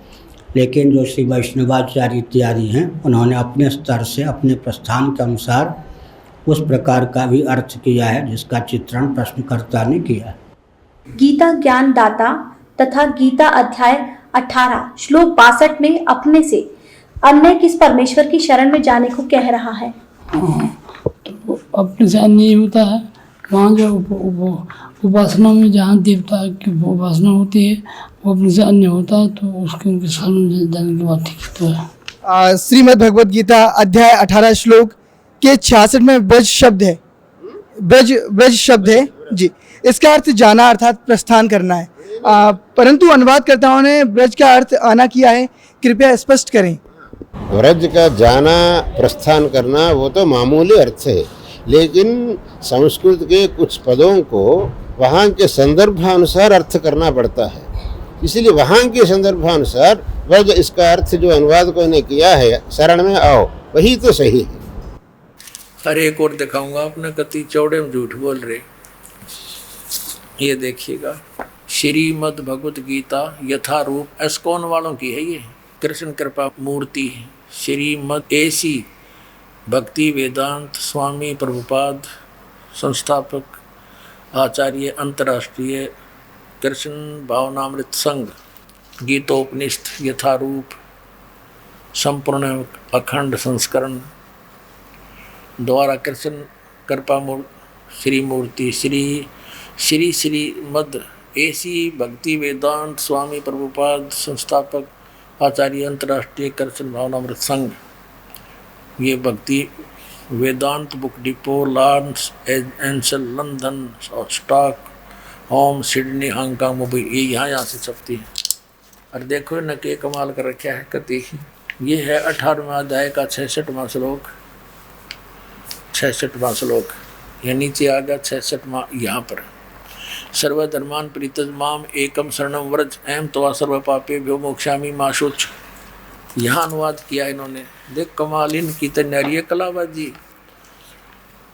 इन्होंने पहले मीनिंग लिखे हैं। मीनिंग सर्वधर्मान माने समस्त प्रकार के धर्म, परित्यज माने त्याग कर, माम माने मेरी, एकम माने एकमात्र, शरणम माने शरण में, और व्रज माने जाओ। और यहाँ अर्थ तो कति सही लिख दिया, व्रज माने जाना ही होता है। और देखो नीचे क्या अनुवाद यहाँ कर दिया, समस्त प्रकार के धर्मों का परित्याग करो और मेरी शरण में आओ। अरे वाह, अंग्रेजों ये थे हमारे विद्वान पुरुष, कक्का पता नहीं ने। और महर्षि आचार्य और शंकराचार्य कब आ गई है आपको और दिखाते कलयुगी महर्षि के द्वारा इसका कैसे समाधान किया शंका का। इसने देख के तो आपका कलजा पटेगा। इसे विद्वान था महर्षि दयानंद, दिखाता हूँ आपको। ये है एक पुस्तक महर्षि दयानंद सरस्वती का जीवन चरित्र। इसके लेखक हैं अमर शहीद पंडित लेखराम द्वारा संकलित प्रमाणिक उर्दू भाषा का आर्य भाषा में अनुवाद। अनुवादक हैं आर्य महाउपदेशक श्री कविराज रघुनंदन सिंह निर्मल। संपादक हैं पंडित श्री हरिचंद्र विद्यालंकर। प्रकाशक हैं आर्य समाज नया बांस, दिल्ली 6 स्वर्ण जयंती के उपलक्ष्य में। अब इसके 208 पृष्ठ पर ले चलते हैं आपको। ये 208 पृष्ठ है। और कौन सा प्रसंग है ये? जीवन चरित्र महर्षि स्वामी दयानंद सरस्वती। मिर्जापुर की घटनाएं हैं ये, यहाँ लिखा है।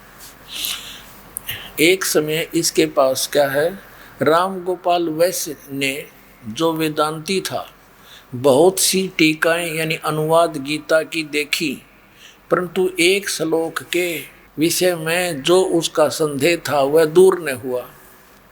अंत में वह एक दिन हमको साथ लेकर, लेखक कहता, स्वामी जी यानी महर्षि दयानंद जी के पास गया और स्वामी जी से कहा कि आपसे कुछ पूछना है। उन्होंने आज्ञा दी, तब यह श्लोक पूछा, सर्वधर्मान परित्यज माम एकम शरणम व्रज। स्वामी जी ने कहा, इसके बारे में देखो, ये राम गोपाल वैश्य था, कोई लाला जी वेदांती था, बुद्धिमान था। इसका ये बात खटकी कि व्रज माने जाना होता है और सब ने आना कर रखा है। तो महर्षि दयानंद का बोलबाला था, तो वहाँ गया, उससे पूछा, महाराज इसका अर्थ बताओ, समाधान बताओ कि व्रज माने जाना होता है, ये आना कैसे कर रखा सबने। तो चले फिर महर्षि दयानंद इसका समाधान करने। देखना, स्वामी जी ने कहा, सर्वधर्मान परित्यज माम एकम शरणम व्रज। व्रज का समाधान करने चले स्वामी दयानंद। स्वामी जी ने कहा, सकंद वादीसु परम रूपम वाचम। इस वार्तिक के वकार के अकार के आगे परे जो अकार रहा उसको तद्रूप हो गया, अर्थात वह शब्द धर्म ही रहा, परंतु वास्तव में अधर्म है। अर्थ अधर्म होगा, जिससे वह बहुत प्रसन्न हुआ। देखो, अब लेखक उसकी बड़ाई कर रहे गए हैं कि उसने समाधान कर दिया। किसने? स्वामी दयानंद ने। वर्ज माने जान की बजाय आण का क्या कहता है, वार्तिक का, वकार का, अकार का है, अकार का अधर्म का अधर्म हो गया, धर्म का धर्म अधर्म ही रहा। और कहते हो बड़ा खुश होया, उसका समाधान हो गया। इसने खाक समाधान कर दिया। देखियो, स्वामी जी ने कहा, सकंदवादीसु परम रूप वाचम। जो मतलब की बात थी वह छेड़ी नहीं और सिकलीब शुरू कर दी। इस प्रकार इस वार्तिक के, वकार के, अकार के आगे और पाछे अकार, अधर्म और सधर्म, अन्यों को बड़ा खुश हुआ। फिर उसने वो, जिससे वह बड़ा प्रसन्न हुआ। कौन? यू गोपाल, राम गोपाल वैश्य, उसका समाधान हो गया। अब ठीक है भाई, वो महर्षि को वहाँ थे श्रद्धालु, तब मान लिया होगा, ठीक है भाई, हमारी समझते बार बात से, पर यू वर्ज माने तो जाना हो है, ये स्पष्ट है। गो माने जाना होता, उसका आना कैसे होगा? कार मकार खकार के था, इसके आगे बकवास करेंगे। ये महर्षि दयानंद का समाधान। निरंजन धन तेरा बार, निरंजन धन तेरा दरबार, जहाँ पर तनिक ना न्याय विचार। पाखंडी की पूजा जग में संत को कहें लबार। पाखंडी की पूजा जग में संत को कहें लबार। अज्ञानी को परम विवेकी, ज्ञानी को मूढ़ गंवार। निरंजन धन तेरा दरबार, निरंजन धन तेरा दरबार, जहाँ पर तनिक न न्याय विचार। कह कबीर सुनो भाई साधो, या सब उल्टा व्यवहार। कह कबीर सुनो भाई साधो, या सब उल्टा व्यवहार।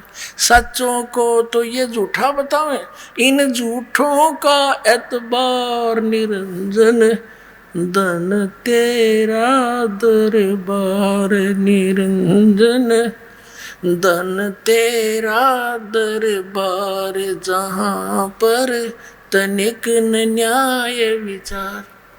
परमात्मा कहा करते, लेकिन झूठा बता सब विश्वास करे बैठे, और मुझ सच्चे न ते झूठा बताओ, झूठा का एतबार। निरंजन धन तेरा दरबार।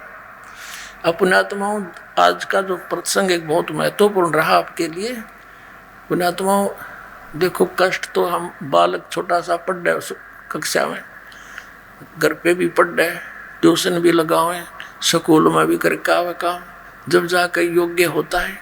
तो यहाँ थोड़ा सा आज अधिक समय लेना पड़ा दास ने, क्योंकि ये समय कोई बार बार नहीं होता। एक तो आपके समक्ष ये कंसेप्ट क्लियर हो गया कि 3 मंत्र के जाप से जीव का मोक्ष होगा, और जो पहले जो मंत्र है फर्स्ट एड जो आपकी, वो आपको यहाँ तक क्लियर करेगी, और उसके आगे फिर वो त्रिकुटी पर हम इस ब्रह्म के ओम नाम के जाप की कमाई दे देंगे। यो कहता है सर्वधर्मान परित्यज माम, मेरे सतर की जितनी भी धार्मिक तेरी क्रियाएं हैं ओम नाम से लेकर ये यज्ञ आदि मुझे छोड़ दे, फिर एकम शरणम व्रज। क्योंकि हम इस ओम नाम का यज्ञों का फल स्वर्ग महास्वर्ग में खाते रहे, अब हम नहीं बरतेंगे अपनी पूंजी ने, इसका पकड़ा देंगे इसको और छोड़ मारा कर अकाउंट क्लियर।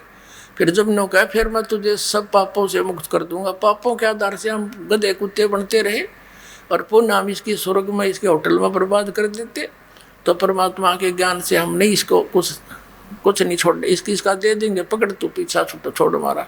और फिर जो दूसरा मंत्र है तत्व मंत्र, वो 7 संग ब्रह्मांड का किराया है परब्रह्म यानी अक्षर पुरुष के लोकों से पार करने का। उसका अकाउंट वहाँ करेंगे, उसका जा करके उस 11वें द्वार में वहाँ पकड़ा के इस तरह टिकट ले के इसकी क्लियरेंस। और फिर तीसरा नाम जो सार नाम है वो सचखंड सतलोक में पहुँचाएगा। अपने आत्माओं ये आचार्य और ये शंकराचार्य हमारे धर्म गुरु कहते हैं, श्री कृष्ण जी अपने विषय में कह रहे हैं और कोई परमात्मा नहीं और कोई नहीं है। इन्होंने आज 5500 वर्ष हो गए श्रीमद् भगवत गीता और पुराणों को और वेदों को लिपिबद्ध हुए, इन्हें कख नहीं पता इसके बारे में। आचार्य का अर्थ गुरु होता है और गुरु अध्यापक होता है, जो सिलेबस से पूरा परिचित हो, मास्टर हो। और जिसने कख नहीं पता वो काहे का टीचर, काहे का आचार्य। ये डबो दिया सारा देश, हिंदू समाज को इन्होंने भूत बनवा के फिर उनने सबकी पूजा करवाते हैं, श्राद्ध निकलवा का पोषण करते हैं लोग। अपने आत्माओं ये तो कंसेप्ट क्लियर हुआ कि श्रीमद् भगवत गीता अध्याय नंबर 18 के श्लोक नंबर 62 में और 66 में गीता ज्ञानदाता ब्रह्म है, सरपुरुष है, अपने से अन्य उस परम अक्षर ब्रह्म की शरण में जाने को कहता है। वो परम अक्षर ब्रह्म कौन है ये दास बताओगा। वो कबीर साहब है, वो काशी के अंदर धाणक रूप में, जुल्हे रूप में आया था, जिसको एक कवि कह करके हमने उनका इतिहास बंद कर रखा था। ये परम अक्षर ब्रह्म है। उन्होंने 600 वर्ष पहले वो ज्ञान दिया था जो आज हमारे सदग्रंथों में विद्यमान है।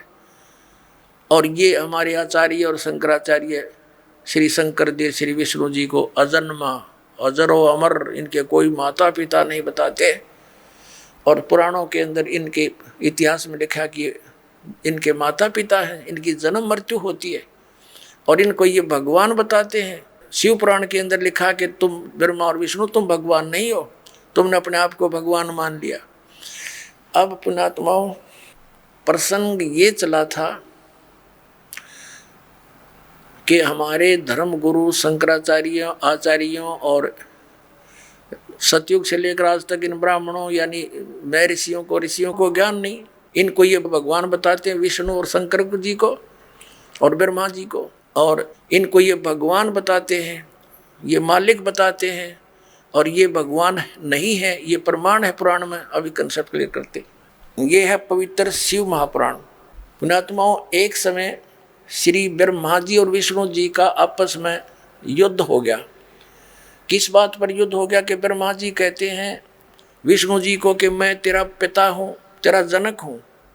विष्णु जी कहते हैं मैं तेरा पिता हूँ, मैं तेरा जनक हूँ। इस प्रकार दोनों का युद्ध हो गया।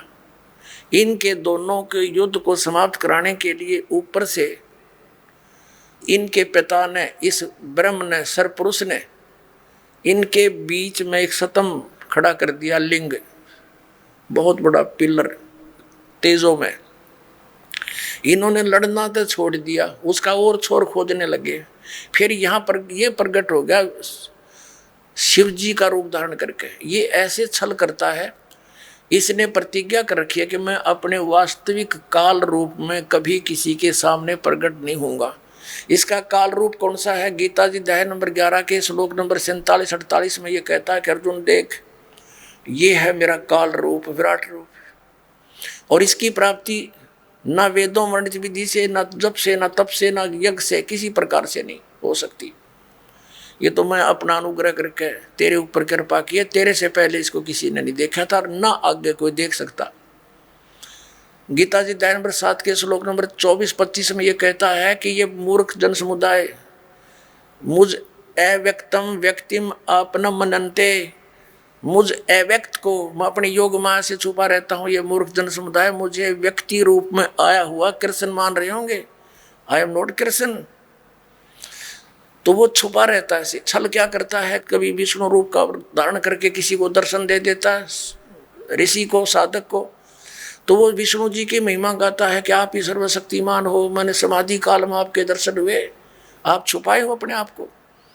ऐसे ही कोई साधक साधना कर रहा है ब्रह्म की, तो उसको ब्रह्मा के रूप में दर्शन दे देता है। वो कहता है ब्रह्मा जी, ये ब्रह्मा जी सर्वशक्तिमान है, ये छुपाए बैठे अपने आप को, और किसी को शंकर भगवान के रूप में दर्शन दे देते, तो वो कहते हैं शंकर भगवान ही सर्वेश्वर है। तो इस प्रकार ये भ्रम फैला रखा था इस काल भगवान ने, और इसी के आधार से श्री ब्रह्मा जी, श्री विष्णु जी को भ्रम हो गया कि मैं पालन करने वाला, ब्रह्मा जी का मैं उत्पत्ति करने वाला। विष्णु जी को ये था कि तू मेरी नाभि कमल से उत्पन्न हुआ। ब्रह्मा जी कहते हैं मैं सारी सृष्टि का उत्पन्न करने वाला हूँ, मैं प्रजापिता हूँ। इन दोनों का युद्ध हो गया, तो तब ये आके खड़ा हो गया उनके पास और उनसे क्या कहता है कि तुमने अज्ञानता से अपने आप को ईश मान लिया, भगवान मान लिया, यू आर नॉट गॉड। ये दिखाता हूँ आपको, ये देखिएगा श्री शिव महापुराण हिंदी टीका सहित भाग 1, ये श्री शिव महापुराण। इसके कौन है लेखक? विद्यावृद्धि पंडित ज्वाला प्रसाद जी मिश्र कृत हिंदी टीका सहित, खेमरा श्री कृष्ण दास प्रकाशन मुंबई। ये शिव महापुराण है। इसके हम विद्वेश्वर संहिता पर पहुंचते हैं। ये विद्वेश्वर संहिता 17 पृष्ठ नहीं, पहले हम आते 11 पृष्ठ पे। ये देखिएगा, ये 11 पृष्ठ विद्वेश्वर संहिता शिव पुराण अध्याय 6 में। यहाँ पर नंदी केश्वर यानी वो नंदी बैल बता रहा है भगवान शंकर का। नंदी केश्वर बोले कि हे योगेंद्र, एक समय विष्णु भगवान शेष सैया पर अपने गरुड़ आदि पार्षदों के से संयुक्त लक्ष्मी सहित शयन करते थे। उस समय ब्रह्म ज्ञानियों में श्रेष्ठ ब्रह्मा जी अपनी इच्छा से वहां आए। सब प्रकार सुंदर सेज पर शयन करते हुए कमल लोचन विष्णु जी से पूछने लगे, तुम कौन हो? मुझे देखकर अभिमानी पुरुष के समान शयन करते हो। वत्स बेटा उठो, देखो मैं तुम्हारा स्वामी आया हूँ। आए हुए स्वामी का गुरु को देख कर दुर्मान करता है, वह उस द्रोही मूड का प्रायश्चित होना निश्चित है। यह सुनकर विष्णु जी के अंतर में क्रोध हुआ, पर ऊपर से दिखाया नहीं, परंतु बाहर से शांत रहे और बोले, बेटा वत्स ब्रह्मा। विष्णु जी बोले ब्रह्मा जी को, वत्स बेटा तुम्हारा मंगल हो, बैठो इस आसन पर विराजो। इस समय तुम्हारे नेत्र कुटिल और मुख वक्र क्यों हो रहा है? ब्रह्मा जी बोले, हे वत्स विष्णु, तुमको समय के प्रभाव से अभिमान है। हे पुत्र, मैं तुम्हारा रक्षक और जगत का पिता मैं हूँ। विष्णु जी बोले, यह तो सब जगत मुझ में सतीत है, तुम चोर के समान किस प्रकार अपना कहते हो? तुम मेरी नाभि कमल से उत्पन्न हुए हो, इससे तुम मेरे पुत्र हो। इनका लठ बाज गया, ये गणी ना पढ़ावे आगाते। इनका आपस में लट्ठम लट्ठा हो गए, देवता फूल बरसाने लग गए, अक्षाबास मरो कट गए। ये हमारे देवताओं के लक्षण देखिए। ये हम अब 11वां पृष्ठ पढ़ रहे हैं, अभी यहाँ नीचे आ गए हैं। यहाँ देखो विद्वेश्वर सहित का, मैं श्रेष्ठ हूँ, मैं स्वामी हूँ, ऐसा कहकर एक दूसरे को मारने की इच्छा से युद्ध करने में उत्सुक हुए। संपूर्ण देवता विमान में बैठकर उस महाअद्भुत युद्ध को देखने चले आए और आकाश में उनका ऊपर फूल बरसाने लगे। वारे देवताओं, ये हमारे देवता, दो भाइयों का झगड़ा हो जा तो सभ्य व्यक्ति उनका बीच बचावा करा कर कहीं लड़के ना मर जा, अरे ये देवता फूल बरसावक मरो लड़के हैं हो जाओ खत्म है तेरा गजब भैया। इन इतिहासों को पढ़ते थे हम।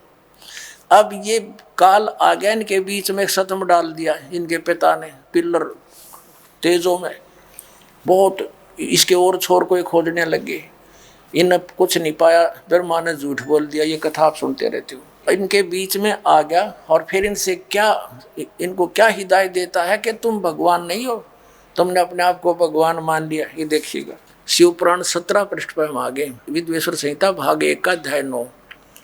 अब यहाँ निंदिकेश्वर फिर बोले कि इस प्रकार जब वो दोनों नरम हो गए, भगवान ने नरम हुए ब्रह्मा विष्णु पर अनुग्रह करके, क्या बताया, उन दोनों की अज्ञानता और वैर को दूर करने के अर्थ दोनों से कहा कि मेरे सकल और निष्कल भेद से 2 रूप है परंतु और ईश्वर नहीं। इस कारण से दोनों उनके 2 रूप नहीं हो सकते। पहला सतम रूप और पीछे मूर्तिमान रूप धारण किया, इसमें ब्रह्म निष्कल और इस रूप गुण सगुण, मेरे दोनों रूप से और दूसरे के किसी के नहीं। अब इनसे क्या कहा, इस कारण से तुम दोनों को अथवा दूसरों को ईश तव की प्राप्ति नहीं हो सकती। तुमने ब्रह्मा और विष्णु ने अज्ञानता से अपने को ईश माना, भगवान मान लिया, ये बड़ा ही अद्भुत हुआ, ये बड़ा गलत हो गया। उसको दूर करने को ही मैं रण स्थान में आया। अब तुम अपना अभिमान त्याग कर मुझ ईश्वर में अपनी बुद्धि लगाओ, मेरे प्रसाद से लोक में सब अर्थ प्रकाश होते हैं। अब ये क्या कहता है कि मैं जगत का वर्धक होने से मैं ब्रह्म हूँ। आप आगे दिखाता हूँ आपको, प्रश्न नंबर 18 पर देखिएगा, पहले ये देखेंगे अध्याय नंबर 10 का, और यहाँ हम आ जाते हैं।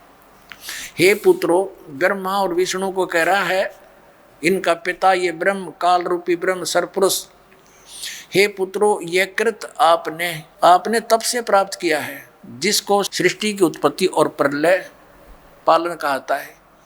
विष्णु और ब्रह्मा जी को इनका पिता ये काल कह रहा है कि कृत आपने तप से प्राप्त किए हैं जो कि सृष्टि की उत्पत्ति और पालन कहता है, जो मैंने प्रसन्न होकर तुम्हें दिया। इसी प्रकार दूसरे 2 कृत रुद्र और महेश को प्रदान किए,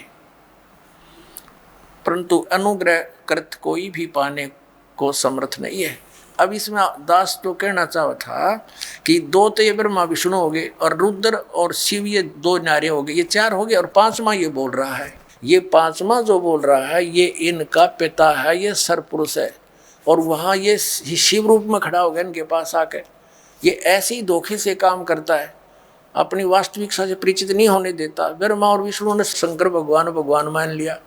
अब आगे देखना ये क्या कहता है, ये काल जो इन चारों को संबोधित कर रहा है वो कहता है कि मेरा ओंकार मंत्र है। ये अब हम 19 पृष्ठ पर आगे 18 पढ़ लिया, विद्वेश्वर संहिता अध्याय 10 ही चल रहा है। यहाँ देखना, इस कारण उस ज्ञान की सिद्धि के निमित्त ओंकार नामक मंत्र जप करो, अभिमान को दूर करने वाला है, सोई निज मंत्र उपदेश करते हैं। यह ओंकार मेरे मुख से उत्पन्न होने से मेरे ही रूप का बोधक है, महामंगल करने वाला है, यह वाचक है, मैं वाच्य हूँ। यह मंत्र मेरा आत्मा है, उसके स्मरण से मेरा स्मरण होता है। उत्तर के मुख से अकार, पश्चिम के मुख से उकार, दक्षिण के मुख से मकार, पूर्व के मुख से बिंदु, मध्य के मुख से नाद उत्पन्न हुआ। इस प्रकार 5 प्रकार से ये निर्गत हुआ, वह सब एक होकर ओम ऐसा एक अक्षर हो जाता है। अब कहने का भाव ये है कि ये ओम एक अक्षर इस ब्रह्मा विष्णु महेश के पिता का है। ये हो गया स्पष्ट। अब हम आते हैं पुनः देवी पुराण पर। अब इससे क्या सिद्ध हो गया कि ब्रह्मा विष्णु रुद्र और ये महेश ये भगवान नहीं है। इनका पिता खुद कह रहा है कि यू आर नॉट गॉड। अरे हमारे आचार्य शंकराचार्य हिंदू धर्म के धर्मगुरु यही नहीं को भगवान बता के हमें मूर्ख बना रहे। आज तक इनका कख नहीं पता था, इनको वेदों गीता और पुराणों का।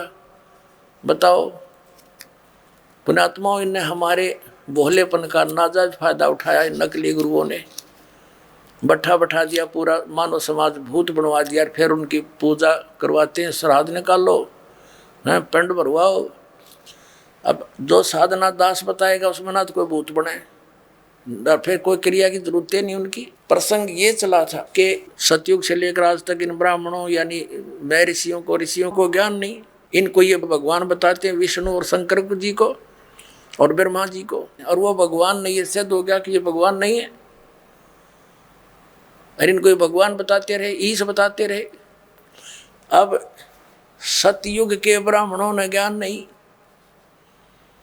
बताओ, सतयुग से लेकर आज तक ब्राह्मणों ने ज्ञान नहीं वेदों का। अब देखिएगा, श्रीमद् देवी भागवत गीता प्रेस ग्रुप से प्रकाशित, संपादक हनुमान प्रसाद पोदार, चिमनलाल गोस्वामी। ये गीता प्रेस गोरखपुर से प्रकाशित है। इसके हम 414 पृष्ठ पर आते हैं। ये 414 पृष्ठ है श्री संक्षिप्त देवी भागवत और छठा स्कंद। अब यहाँ से पढ़ेंगे। जन्मेजय ने पूछा, महाभाग किस युग में कैसा धर्म का स्वरूप है, इस संपूर्ण विषय को विशेष रूप से बताने की कृपा कीजिए। व्यास जी बोले, राजन, ये निश्चय कि सतयुग में ब्राह्मण वेद के पूर्ण विद्वान थे। उनके द्वारा निरंतर भगवती जगदम्बा की आराधना होती थी। भगवती का दर्शन करने के लिए उनका मन सदा ललायित रहता था। प्रत्येक गांव में शक्ति यानी दुर्गा का मंदिर का उद्घाटन हो, ये इस विषय की उनके मन में बड़ी उत्सुकता थी। बता, ये सतयुग के ब्राह्मण खाक विद्वान थे। कहते हैं व्यास जी का ज्ञान देख लो कि सतयुग के ब्राह्मण वेद के पूर्ण विद्वान थे और दुर्गा की भक्ति करते थे। अरे तेरा फूटे बाग हमारे, इसे आचार्य हमारे। अब दुर्गा तो कहती है कि वेद उस ब्रह्म की पूजा करो, ओम नाम है, नथिंग एल्स, और सब बातें त्याग दो। तो क्या ये सतयुग से लेकर आज तक ये ब्राह्मण लोग वेदों और गीता और पुराणों से परिचित थे? इन्होंने अपना भी भक्ति नाश किया, अपना जीवन नष्ट किया, और साथ में यजमानों को भी ले डूबे ये। अब ये तो सतयुग के ब्राह्मणों के विषय में। अब कलयुग के ब्राह्मणों की जानकारी जो वर्तमान के शंकराचार्य और आचार्य तकरीबन ये ब्राह्मण ही है, ब्राह्मण वर्ण के। अब यहाँ देखो, वही छठा अध्याय चल रहा है, पृष्ठ 414 पर हम यहाँ पढ़ रहे थे। अभी ये हमने पढ़ लिया, अब यहाँ आ गया। व्यास जी कह रहे हैं कि धर्म की ये स्थिति त्रेता में रही, परंतु कुछ ह्रास हो गया। सतयुग की जो स्थिति थी वो द्वापर में विशेष रूप से कम होगी। राजन, उन प्राचीन युगों में, सतयुग, त्रेता, द्वापर में जो राक्षस समझे जाते थे, वे कलयुग में ब्राह्मण माने जाते हैं। ओए होए, क्योंकि अब के ब्राह्मण प्राय पाखंड करने में तत्पर रहते हैं। दूसरों को ठगना, झूठ बोलना और वैदिक धर्म कर्म से अलग रहना कलयुगी ब्राह्मणों का स्वाभाविक गुण बन गया है। पुण्यात्माओं, अब ये इतिहास है हमारे हिंदू धर्म के धर्मगुरुओं का, इनके द्वारा दिए गए स्पिरिचुअल नॉलेज का। इन आचार्य और शंकराचार्य और हमारे धर्म गुरुओं को कख नहीं पता था हमारे सदग्रंथ क्या बताते हैं, और ये के लोक वेद सुनाया करते थे। ये क्या कहते हैं कि जीव ही ब्रह्म है, अयम आत्मा ब्रह्म, ये आत्मा ही परमात्मा है। और फिर दूसरी तरफ कहते हैं श्री कृष्ण की, श्री विष्णु जी की और श्री शंकर भगवान की पूजा करनी चाहिए। बताओ, और उधर देवी की पूजा करते हैं और इनको भगवान बताते हैं। इनके विषय में लिखा है, स्पष्ट है कि ये भगवान है ही नहीं, जिनको ये भगवान बनाकर हमें पूजवाया करते थे। तो पुण्यात्माओं, ये सौभाग्य आपका कि परमात्मा ने आपको शिक्षित किया, इस दास को अध्यात्म ज्ञान युक्त किया। अब देखना पूरे विश्व में यह ज्ञान जाएगा और सब मानव का कल्याण हो जाएगा। बोलो सतगुरुदेव।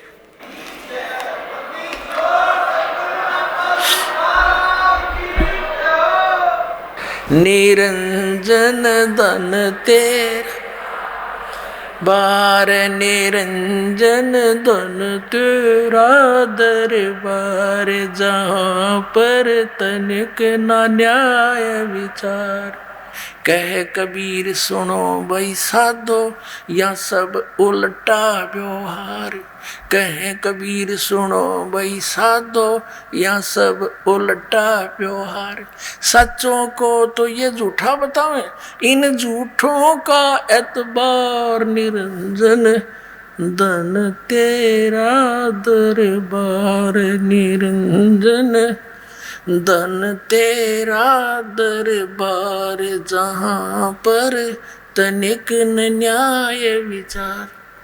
परमात्मा कहा करते लेकिन झूठा बता सब विश्वास करे बैठे, और मुझ सच्चे न ते झूठा बताओ, झूठा का एतबार निरंजन, धन तेरा दरबार।